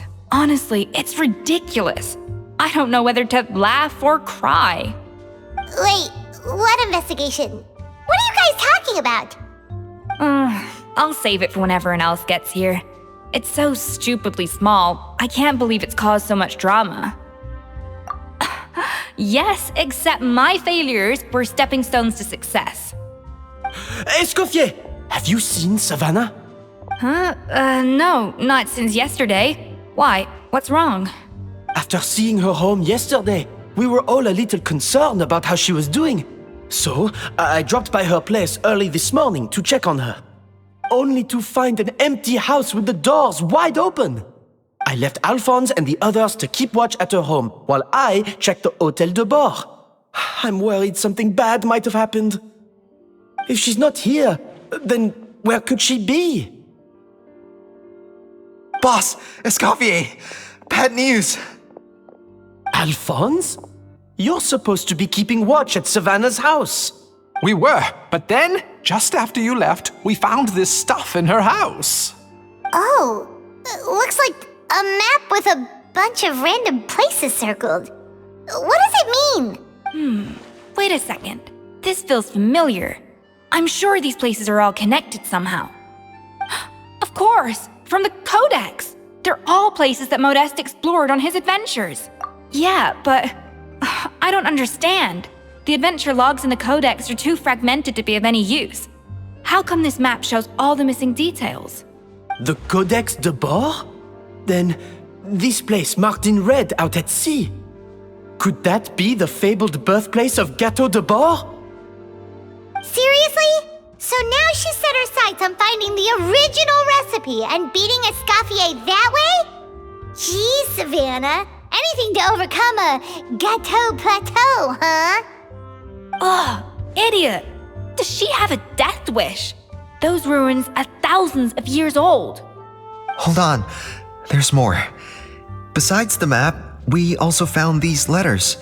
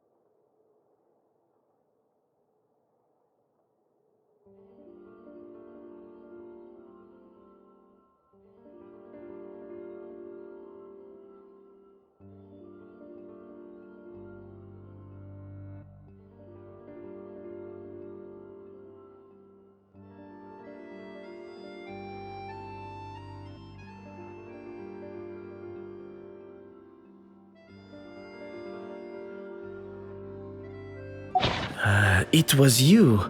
You let the Lumaline through, didn't you? It sounds like a threat letter. Does this mean that Savannah was responsible for the safety incident? And not Monica after all? Retrieve the Codex by any means necessary. So the cooking contest and the cheating. Someone else was behind her pulling the strings? She's keeping the true recipe to her. Ugh, this is all such a mess. Paimon needs a second. First, we thought that Savannah forced Monica to cheat in the cooking contest. But now, it turns out that someone else forced Savannah to force Monica to cheat?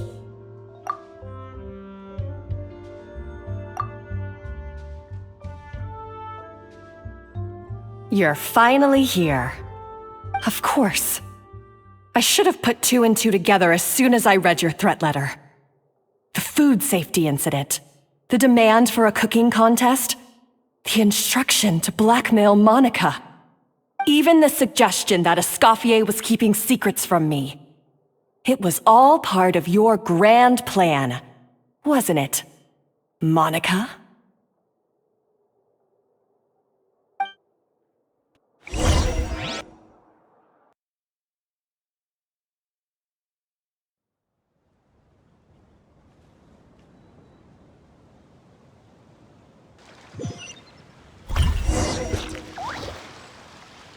We should be getting close to the spot marked on the map.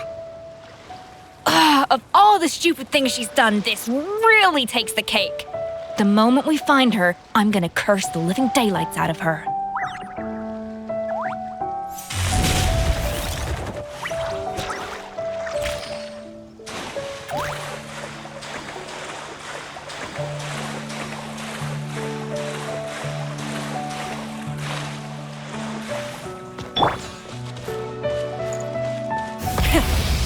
vengeance!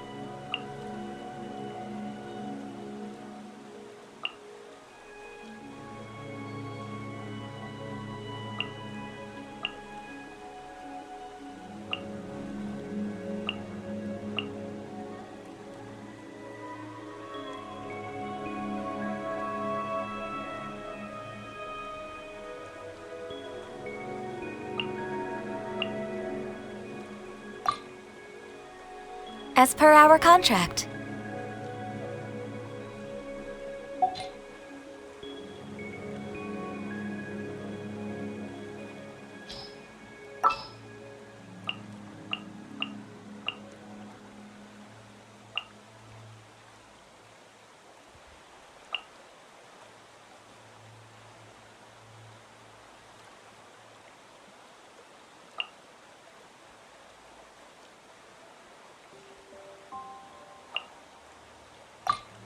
A little extra training never hurts.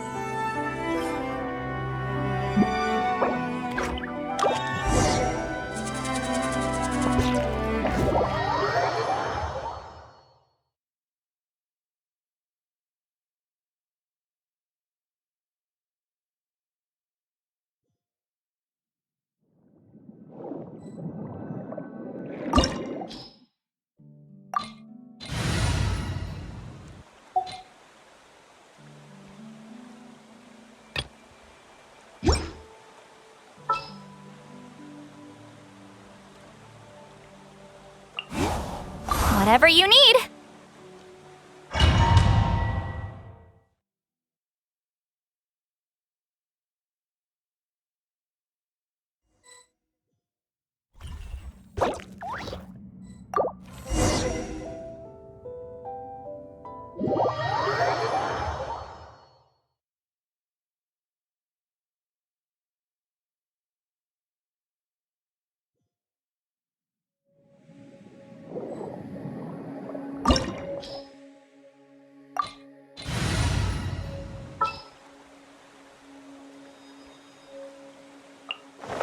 I will do as you command.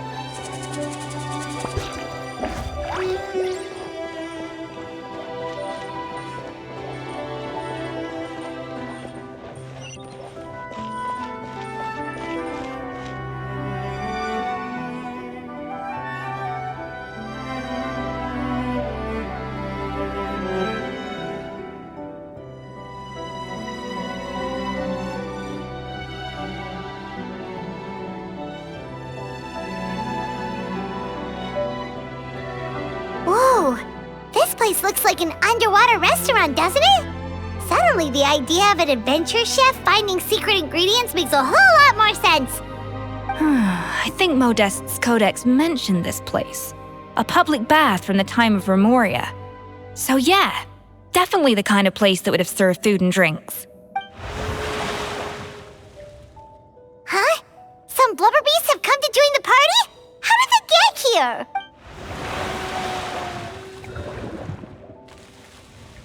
Aw, they ran off! That could be easier said than done. Something's blocking the entrance. Well, did Modeste mention it in his adventure logs by any chance? They must have gotten through somehow.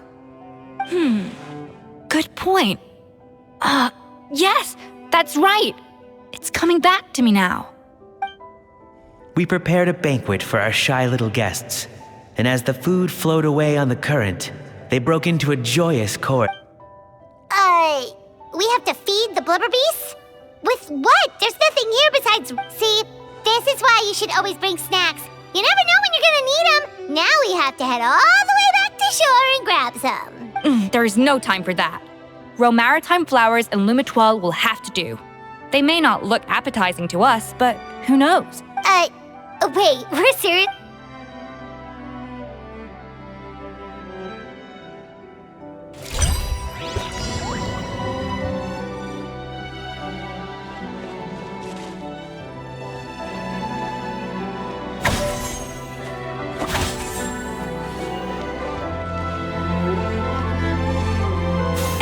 Frosting!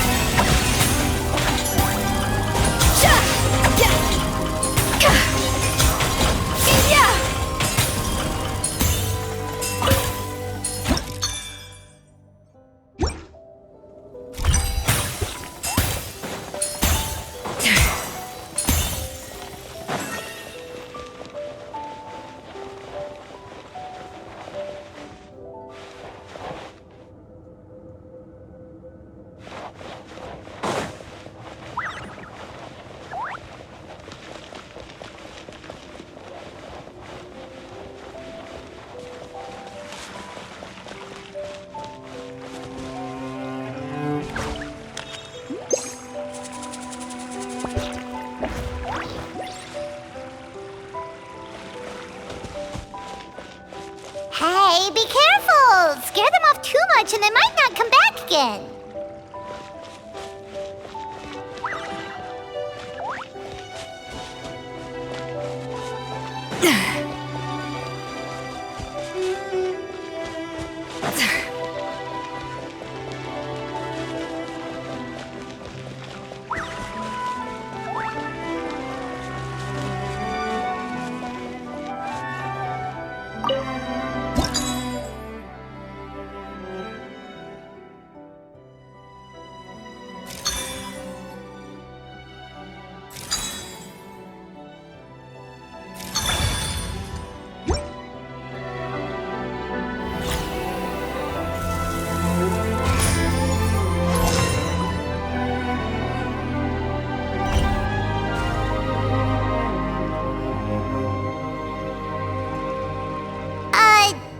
Beasts or not, are we sure this stuff is edible? Trust me, they'll love it. Oh, good question. If we try to put them in the pool, we'll probably just scare them off again. Yes, we can't afford to wait for them to double back. What was it that Modeste said again? Something about the food.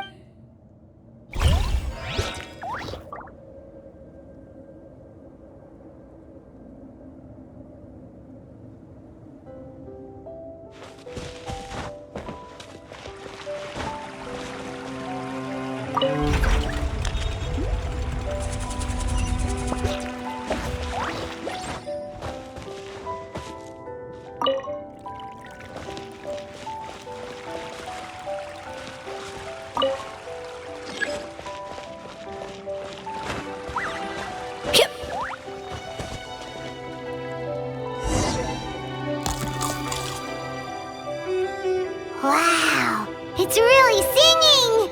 It must taste better than Paimon thought!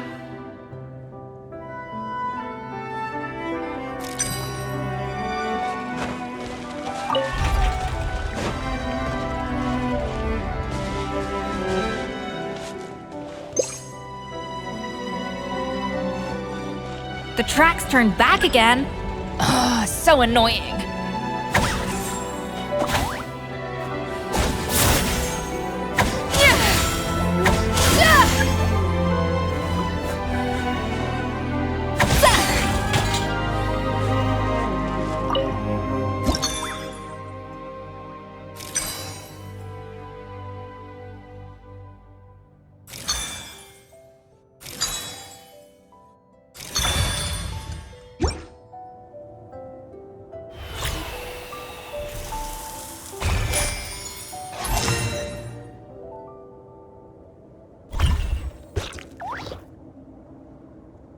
Bon appetit!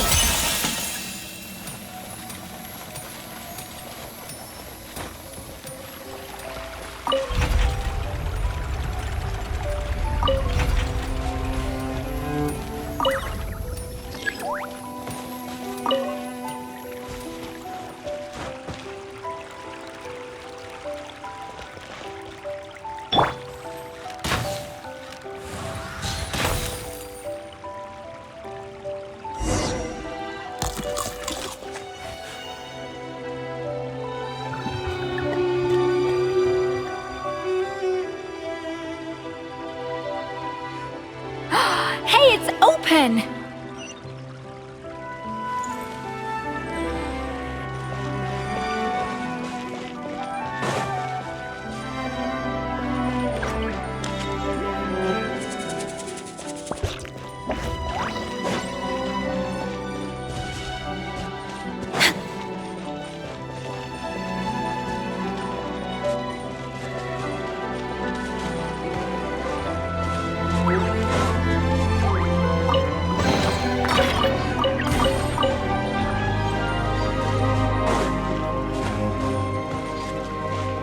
Next on the agenda.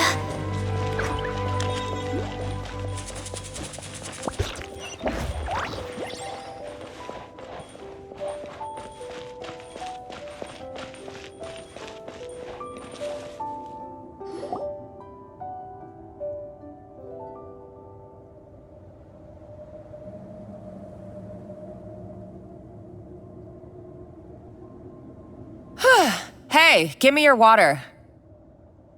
Here. I said your water, the one you just drank out of? Sure.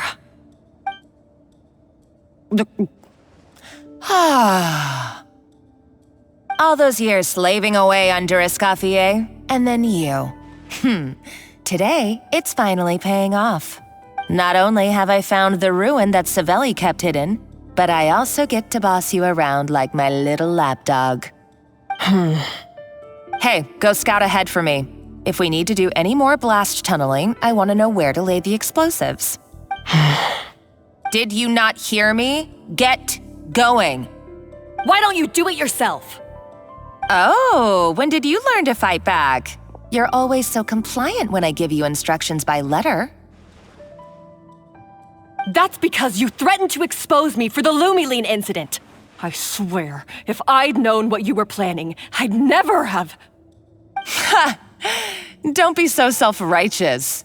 Admit it, you've always been jealous of Escoffier. You were terrified of her finding out about your part in the Lumiline incident, and you resented the way so you jumped at the chance to convince yourself that she was the villain, that she deliberately hid her secret recipes from you just to hold you back. It was the only excuse you needed to justify getting back at her. First, idolization, then jealousy, suspicion, and self-deception. That's what this comes down to. It was the same story with Savelli and my ancestor. He offered Modeste his friendship only to murder him out of vanity.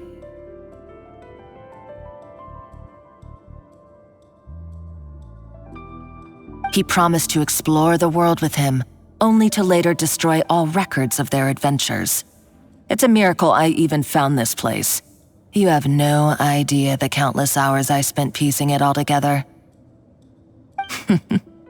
So you see, you're no better than Savelli. If you can't beat him, betray him, right? I am no Savelli, nor will I ever be. Oh, put a lid on it. You really think you can absolve yourself of your vindictive and jealous behavior now, just because you finally realize that Escoffier never kept any secrets from you? You didn't show any remorse when she left, or in the cooking contest. Why start now? You have no right to redemption. You're right. I don't deserve her forgiveness. But I am done being bullied into submission by you! Ooh, feisty. But you should watch your tone. Talking to me like that could get you in big trouble. I somehow doubt that. Since I poisoned both our water bottles. What? Ever since I learned the truth, I've been biding my time, waiting for this moment. You've played me like a fiddle for so long, and now this is payback!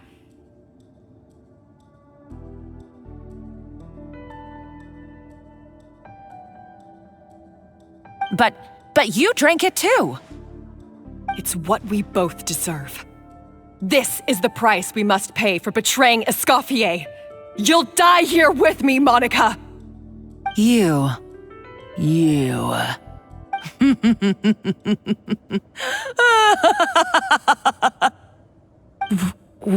What's so funny? Oh, you're too much. I thought I'd play along for a bit just to... I saw your dumb plan a mile off. There's no poison in these bottles, just clean, fresh water. No. Revenge is a dish best served cold, you know? Did you really think your half-baked plot would fool me? You're a lousy chef, and you make a lousy villain, too. A complete waste of space. No wonder you never amounted to anything. Everything I ever did was a failure. And now, I failed again, for the last time. Hey, why don't you try your hand at being a comedian in your next life? You got a good laugh out of me. But now the show's over. You should have just done like I asked, Savannah. All I wanted you to do was scout the ruins for me. But you had your chance, and now it's time to say goodbye. Stop right there! Let her go, Monica! We've got you surrounded! Escoffier? Ugh, looks like I'll have to keep you around for a little longer. You can't! Stay back if you want her alive! Escoffier and the Traveler. I can't take you both on in combat, but if you so much as flinch, I can end Savannah's life in a heartbeat.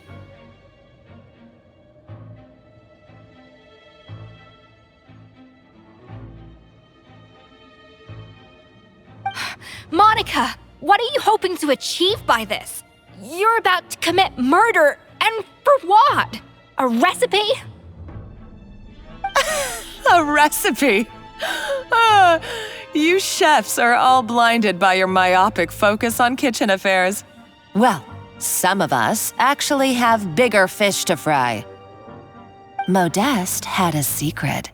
The truth behind his so-called genius, the je ne sais quoi factor in his Gâteau de Bourg, and it's right here in these ruins.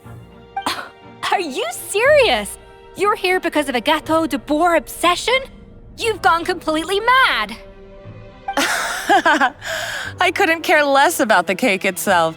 No, the real treasure is the secret ingredient that Modeste sourced from these ruins.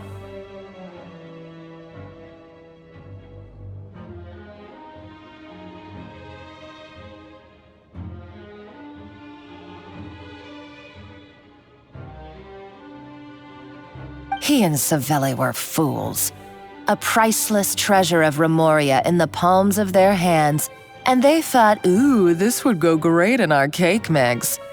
We're talking about a powerful stimulant that also sharpens the senses. That's no cooking ingredient. It's a groundbreaking drug. That's right, I've done my research. It was a drug that Remoria developed for their war machine. I could make a killing by selling it to the treasure hoarders or the Fatui. Will you listen to yourself? You're completely delusional. My eyes are wide open. Just wait till I get my hands on this treasure. You'll see what a fool you've been.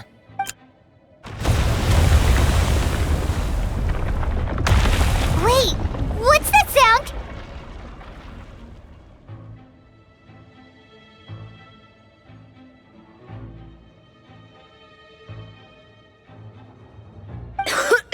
Just when I thought she couldn't get any crazier. She's lucky the whole place didn't collapse.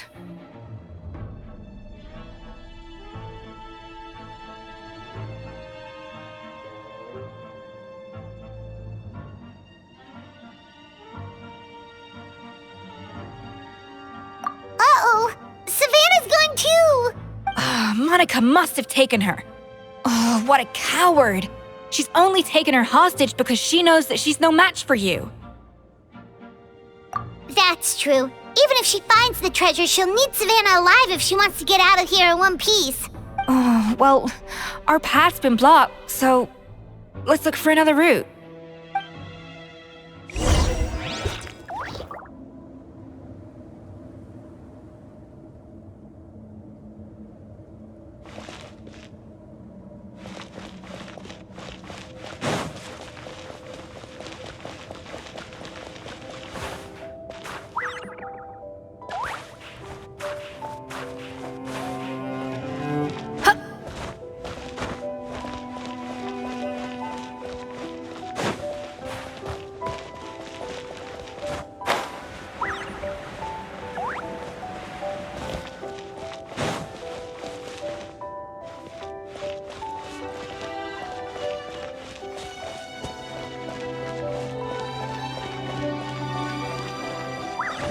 The water looks pretty deep here. Maybe it leads somewhere.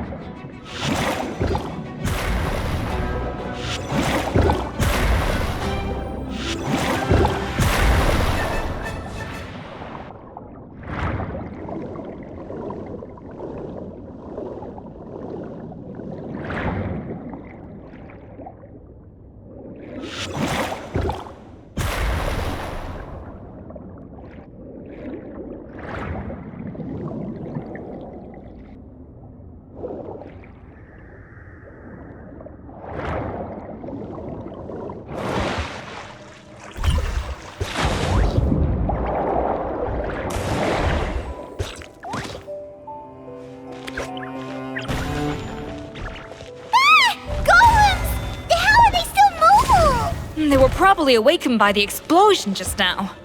Alright, Knife Skills 101. Time for some rough chopping.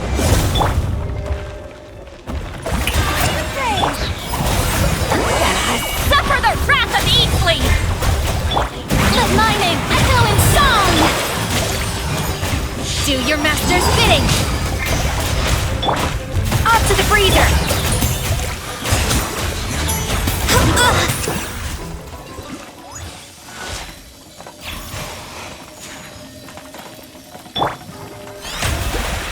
The show begins!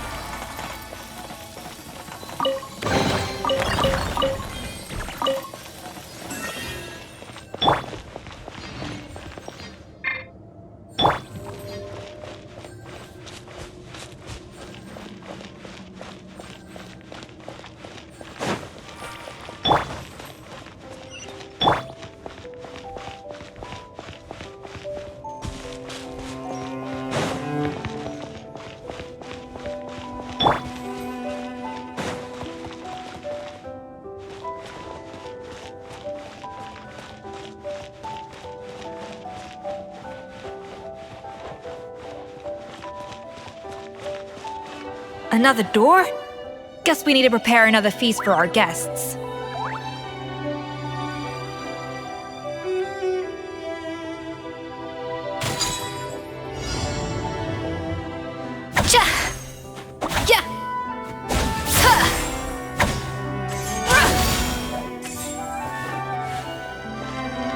A little amuse-bouche!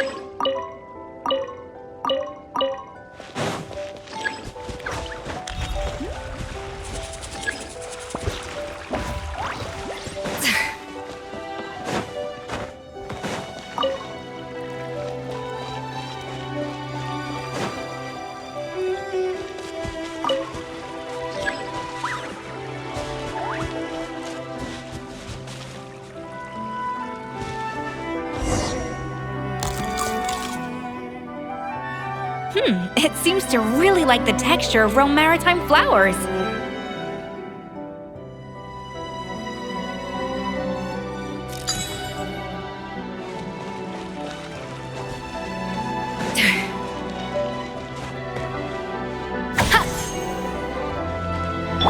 Fulfill our pact!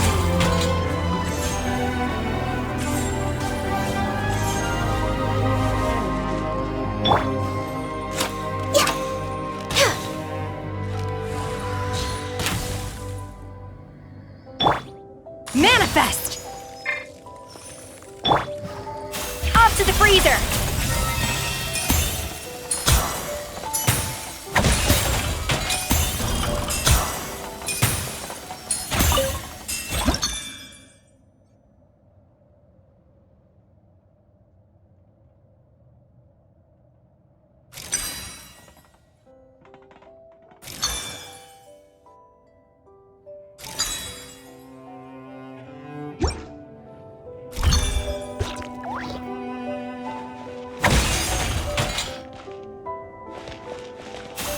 Frosting!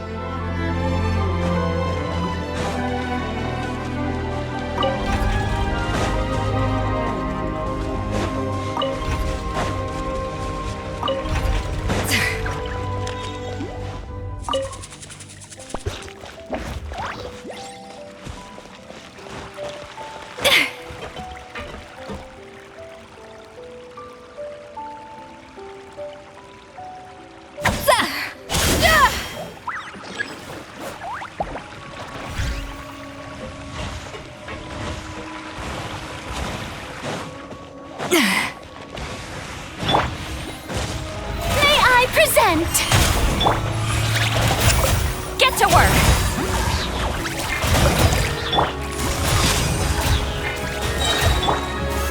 freezer!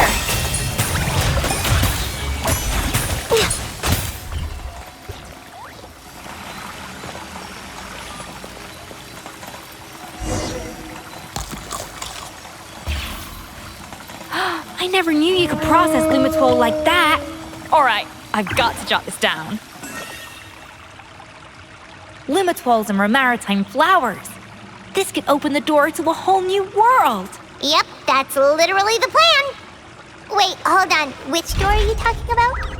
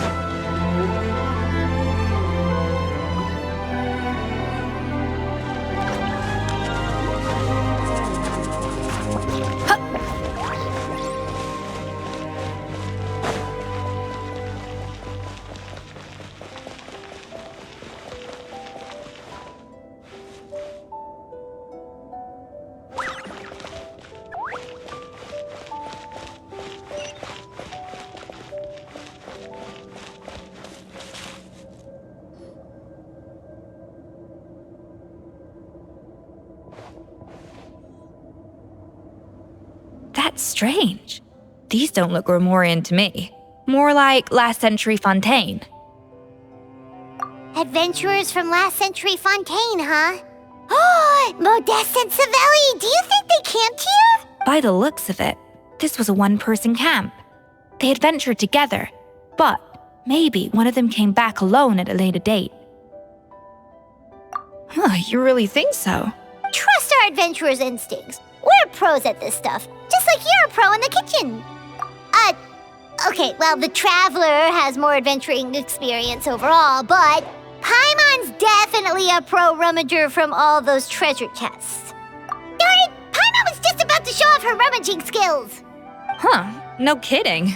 Are all adventurers so obsessed with journaling? I mean, I guess I take a lot of notes when I'm cooking as well, but I thought that was just me. Anyway, let's find out who was here. It's been years since I've last visited these ruins. It's exactly the way I remember it. This place probably hasn't changed in millennia. Sadly, up above, on dry land, everything has changed. The treasure of Remoria. That's what we used to call it. Modeste was right about its potential. It turned Gâteau de Bourg into a national sensation. Our limited stock of the substance meant that the gâteau could only be produced on a small scale. But this only drove up the popularity all the more. Modeste was right about that too. He predicted all of it. He was praised as a genius, while I, as the one person who'd ever disagreed with him, was labeled a talentless fool. Modeste tried his best to console me, but I knew better than anyone just how great the gulf was between us. Our conversations grew scarce, and we saw less and less of each other. I didn't fight it. He had new friends and a career of his own. Why invite further disdain by inserting myself where I did not belong? I told myself that maybe one day, when I finally created a masterpiece of my own, I'd be able to face him without shame. Or maybe one day, when I've put these feelings of self-loathing behind me, I'd be able to ask him with a smile on my face, how about we go on one more adventure, for old time's sake? Unfortunately, that day will never come. So it was Savelli. From the sounds of it, he came back after Modeste had already died. I always thought it was just a legend. But if it's true, then this must be the place where they found their secret ingredient. In that case, what does that say about the death of Modeste? If it's all true, maybe Savelli really did it. The taste of Gâteau de Bourg has changed. Modeste was convinced of this, even though everyone swore they couldn't tell. Being the perfectionist that he was, he refused to accept even the slightest flaw in his work. He stopped all sales of the product, locked himself away in the kitchen, and worked day and night, vowing to find out where he had gone wrong. But as he baked and taste tested over and over again, he found he only strayed further and further from the original taste. It was only when he was sipping on coffee one day and realized he could not taste the bitterness that the truth finally dawned on him. What had changed was not the gâteau, but his sense of taste. The treasure of Remoria stimulates the senses, taste included, and invigorates the spirit. In the short term, it offers people the ultimate gourmet experience, but in the long term, it dulls their senses entirely. In hindsight, it made perfect sense. After all, why would a culture that sought liberation from the constraints of their bodies care for the loss of their senses? But we realized it too late. We were just too late. Over the course of his many culinary experiments, Modeste exhausted the remaining supply of the treasure of Remoria. He consumed it all himself. The finest culinary talent of his generation now faced a future in which he would never be able to taste anything ever again. Finally, in despair, he took his own life. And because we had become estranged, I could not be there to stop him, to offer some words of comfort, or even to say goodbye. Yet despite everything, he sent me his final letter. The treasure of Remoria? Guess Monica was really onto something. It really was a kind of drug. So, Modeste chose to end his own life. Then, why all the rumors that Savelli murdered him? Also, neither the Codex nor any other contemporary records make any mention of the treasure of Remoria. It's almost as if Modeste told me everything in his final letter. His was a tale of how even a genius could fail, and how much more devastating it is when it happens. Did he hope I would gain some personal catharsis from knowing the truth? Or maybe he wished for me to warn the public about the dangers of Gâteau de Bourg, proving that I had been right all along. But if the public ever learned how Modeste's greatest triumph became his undoing, his fall from grace would be swift and merciless. 1 minute a genius, the next a joke. It would surely spell the end for his restaurant too. What would be his legacy then? How would future generations view everything we built together? I fear the scorn I have faced these last years would pale in comparison to the scorn shown to him by the history books. I cannot let that come to pass. I will do what I must to protect his name. It will mean tampering with his notes to remove the damning details, leaving mere fragments of our story behind.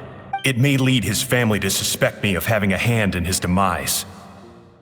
But if that's the price of destroying all evidence of my crimes, then so be it. I would rather the world believe a tale of genius and jealousy than see his reputation in tatters. The final loose end is the evidence here, at the bottom of the sea. Huh? What's wrong? Didn't we say Savannah should be safe for now? So we thought, but if Monica finds out what happened to the treasure, there's no telling what she might do.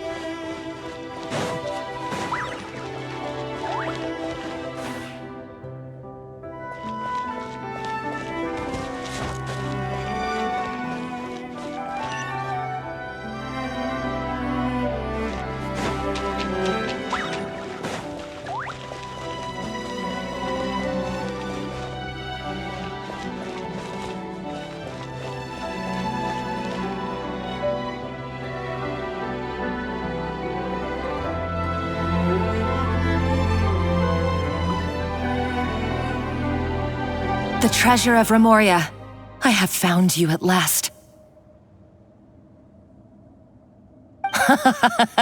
Savelli, you tried your best to bury the truth, but you underestimated the children of Modeste.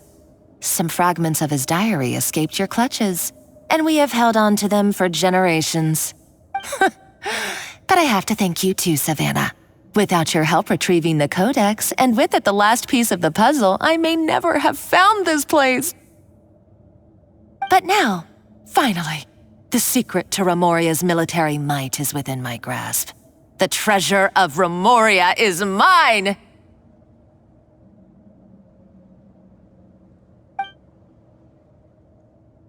Oh. It's empty. It's empty? Monica? Oh, we were seconds too late. Escoffier? What's the deal with that jar? Savelli's final act! He wanted to conceal the secret of the treasure forevermore and make sure it would never harm anyone again. So he came here after his friend's death and destroyed every last shred that remained. This can't be happening. All the years I spent piecing together the truth. All my painstaking planning. All that for an empty jar? Monica, don't do anything stupid. This ruin is more dangerous than you realize. Oh, shut your pie hole! Praise be to Lord Remus. You barbarian shall be slain.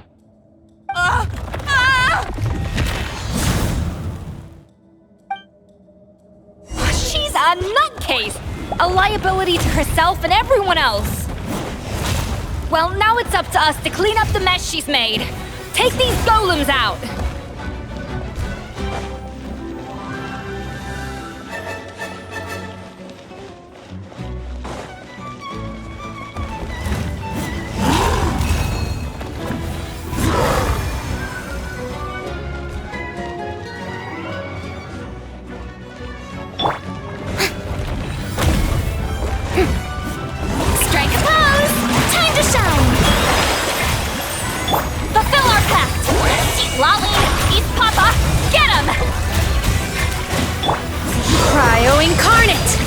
Your true form! A little elusive!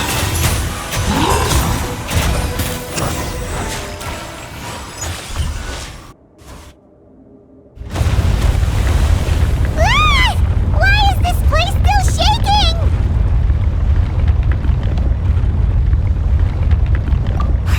Either way, it's all her fault. Enough chit-chat. Let's get out of here, Traveler Escoffier, come on! Okay, I'm coming. Huh? Oh, no you don't. If I can't get what I want, neither will any of you. I've got nothing to show for my life's work so far. But if I can take another so-called genius down with me in my final moment, then it was all worth it. You're a psycho!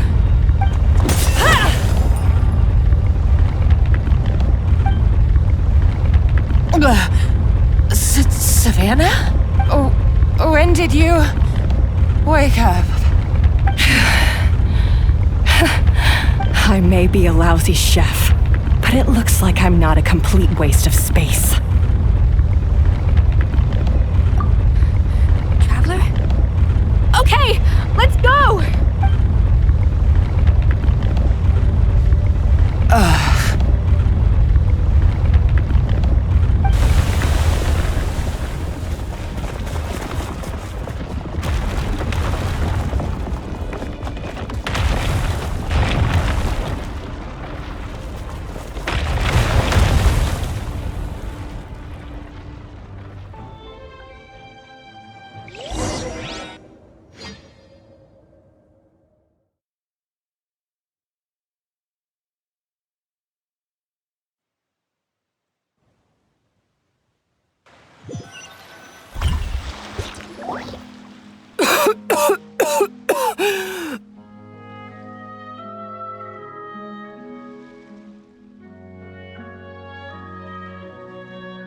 Escoffier! Savannah!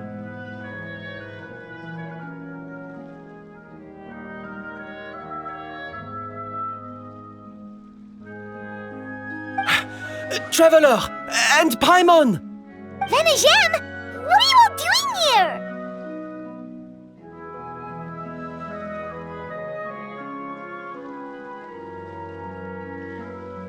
What did you expect us to do? Stay at the restaurant and sit on our merry derrieres while the Traveler and Escoffier were out here risking their lives? We had to do something, even though that something ended up being, well, waiting for you here instead.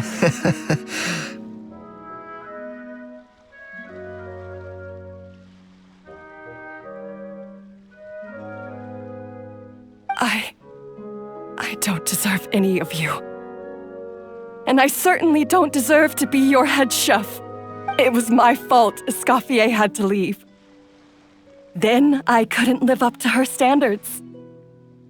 I acted like a tyrant in the kitchen. And now I almost got myself killed. Come back, Escoffier.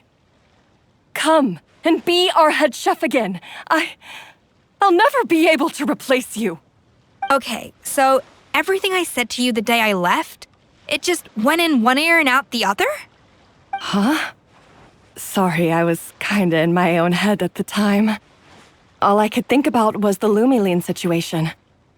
What was it you said again? Forget it. It doesn't matter. Anyway, I didn't leave this job because of you. And you're not nearly as awful a chef as you think. If you were that bad, why would all your staff show up here for you? Escoffier's right. Sure, you nitpick our work and get us to do things over a lot. But when it comes down to it, you're the one who's always doing whatever it takes to make sure the customers get served on time, every time. Things were pretty rough after Escoffier left, and Savannah's the only reason we've been able to make it through. Our customers know that Escoffier doesn't work for us anymore. But the fact is, they keep coming back. If that's not an endorsement of your work, I don't know what is. At the end of the day, we're all human, and we all make mistakes. All we can do is recognize where we get it wrong and do our best to improve. No, I get what you're saying, but what I did to Firmont and to Escoffier, it's unforgivable. Well, about that, there's someone else here to see you, Chef. It's been a while, Chef Savannah. Firmont? I'm so sorry. I put far too much pressure on you. And the way I stubbornly refused to go and see you after you fell ill. There's no excuse. But I'm too late, aren't I? The damage is done. I heard that you can't even hold a kitchen knife in. Actually, I think I'm going to be just fine. Huh? We thought Firmin's problem was purely psychological in nature. But after the threat letter came to light, it got Firmin thinking. And then he remembered the tea that Monica used to give him every night. And as it turns out, she was lacing it with Lumiline the whole time. No way! Doesn't that cause nerve damage? It can. High doses pose a risk of serious nervous and sensory complications. But if you calculate the dosage carefully, you can control the extent of its effects. A small dose might simply make a person more emotional, whether that means more fragile or more hot-tempered. No wonder it seemed like you'd lost your edge. I asked my friends at the Fontaine Research Institute about it. They said that with the low dose I was taking, the risks are pretty small. They also fixed me up with some meds and said I should recover in no time.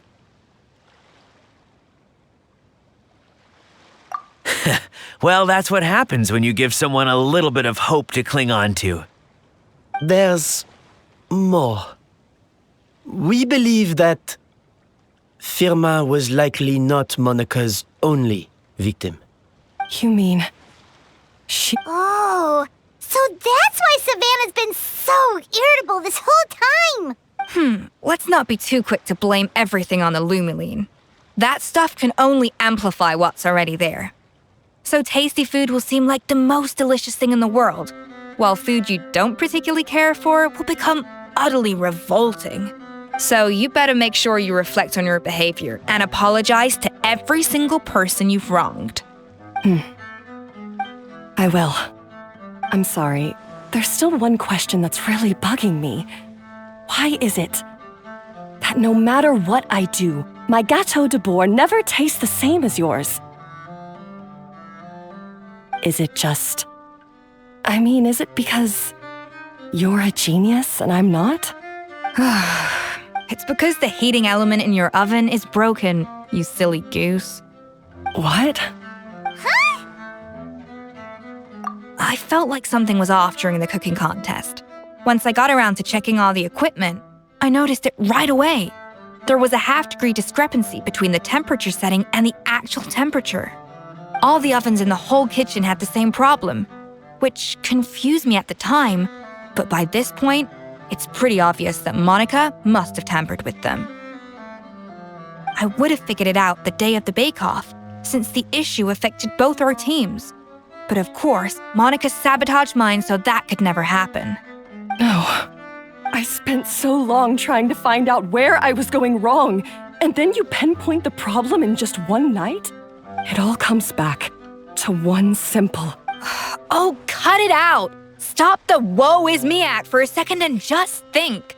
I came up with this recipe. You don't think that might have something to do with it? Do you know how long I spent perfecting my Gâteau de Bourg? 3 years! 3 whole years! I know this dish inside out, back to... And you've been head chef now for what, 6 months? If that? A couple hundred failed attempts, and you're gonna throw in the kitchen towel? And declare you'll never be successful because you're not a genius? You clearly have no idea how many kitchen failures I've had under my belt, or just how long it took me to finally get my recipe to a level I was satisfied with.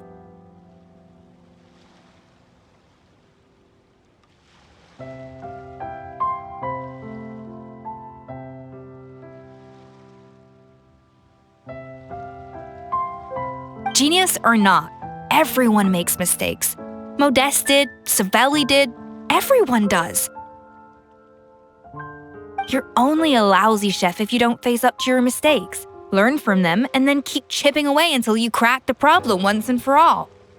Surely you haven't forgotten all that. You were no lousy chef back when I handed you the reins. I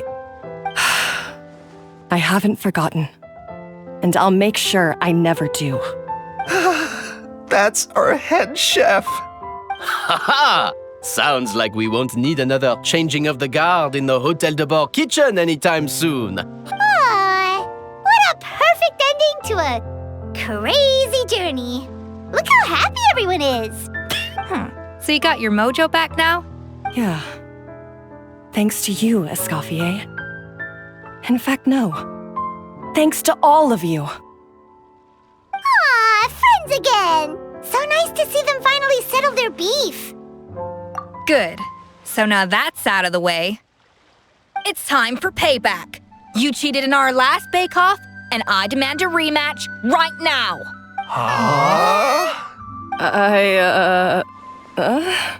But that was mostly Monica's fault, wasn't it? Right. And also, does it have to be right now? Savannah's only just got her mojo back, and you barely escaped from a death trap. No excuses. This is a cooking contest between 2 top chefs, and nothing will stand in its way. So grab your spatula and get ready, because this rematch is happening today, right now, this instant. Hey, so, this whole time you were salty about losing? The second cooking contest commences now! This time, no more games, and no holding back!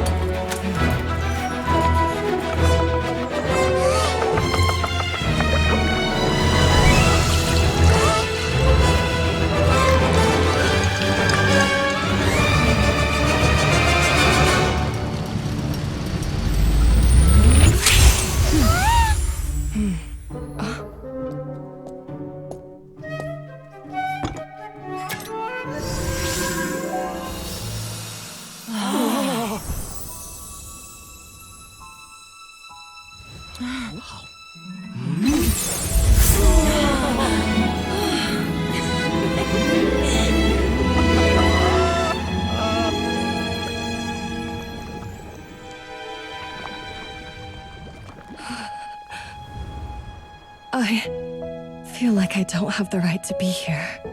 Hey, what are you so afraid of? You can't unbake it now. And if you don't serve it, then good or bad, you'll never find out how to improve. If you're too scared to fail, you'll never know what real success tastes like. So? Embrace your failure. Taste it. Digest it. That's the way to success. I don't know. Sounds like it's easier said than done. I'll do it.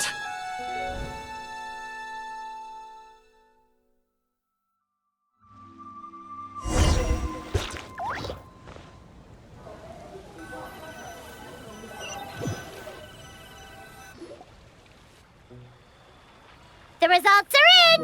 A landslide victory for Escoffier! Quite rightly, too. Piece of cake.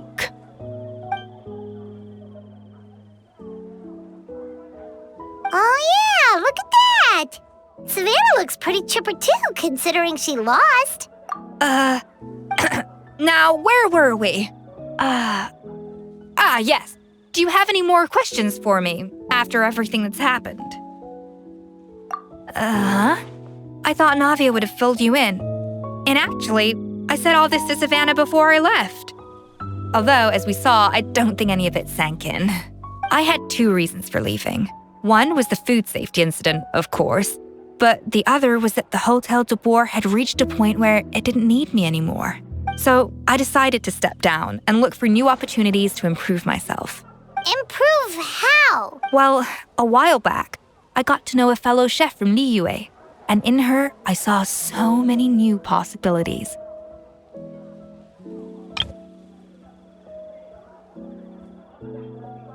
She has that same adventurous spirit that Modeste and Sibeli had in their youth. Slime mucus, lizard tails. With her, nothing's off the table. There's a whole world of new flavors out there waiting to be explored, hiding away in ingredients we overlook.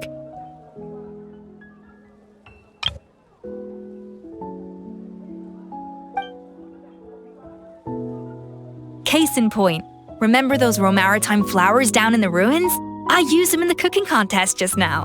Did you taste the difference? What? Paimon didn't notice at all. Half of the art of cooking is dissecting the recipes of previous chefs and figuring out the exact constellation of elements that gave their work its signature taste.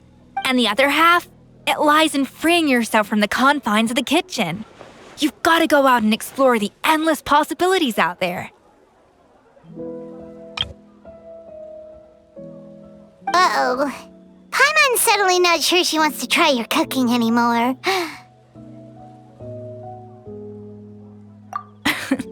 Don't worry, it's not going to be a free-for-all like in Modeste's time. Before I put anything into my food, I'll obviously do my research, make sure it doesn't contain any harmful substances. In the meantime, take this. It's a recipe for Petit Gâteau de Boer revised version. I tweaked it to suit your needs as busy adventurers. Hope you enjoy, and remember, feedback is always welcome. All right! So, do you ever see yourself returning to Hotel de Boer? Oh, of course. I've already promised Vanishem that I'll come back every once in a while to make sure the quality of the food remains at an acceptable level. You know, Paimon's still a little disappointed that we never got to see the treasure of Remoria. Surely Monica wouldn't have gotten drawn in so deeply if it wasn't for all the mystery surrounding the original Gâteau de Boer. She practically dedicated her life to finding the lost pieces of Modeste's diary. Then went to all that trouble to infiltrate the Hotel de Boer. And in the end, it was all for nothing. Since you mentioned the treasure, between Modeste's writings and what we saw in those ruins, I think I may have figured out the truth. The so-called treasure of Remoria was most likely a substance that the Remorians extracted from Lumitoiles, better known to us as Lumiline. Huh? So then, why all the hype back in the early days of Gâteau de Boer? Don't forget, it was a very different era. We could barely even refine sugar back then. So desserts were very much in their infancy. In a world of bland food, it's no wonder that the first thing to really excite people's taste buds took the world by storm. And as for the Lumiline, it may well have been somewhat valuable in ancient times. But these days, it's just another drug from the Fontaine Research Institute. Even if Savelli hadn't destroyed it all, I doubt it would be worth that much these days. So after all that, there was nothing in those ruins but worthless junk. Feels strange to say it, but Paimon almost feels sorry for Monica. She sacrificed it all only to get nothing in return. Hey! Huh? Navia? You just got back from that underwater ruin, right? Well, check it out. They ran a special issue. Did you see anything like this down there? Freshly unearthed from the ruins of Rumoria. A magnificent jar thought to be over 1,000 years old. Experts say it has immense artistic and historical value. It could be worth an absolute fortune. Wait! Isn't that the jar they used to hold the treasure? If only it was still in one piece. Some butterfingers must have dropped it or something. Ugh, it's such a shame.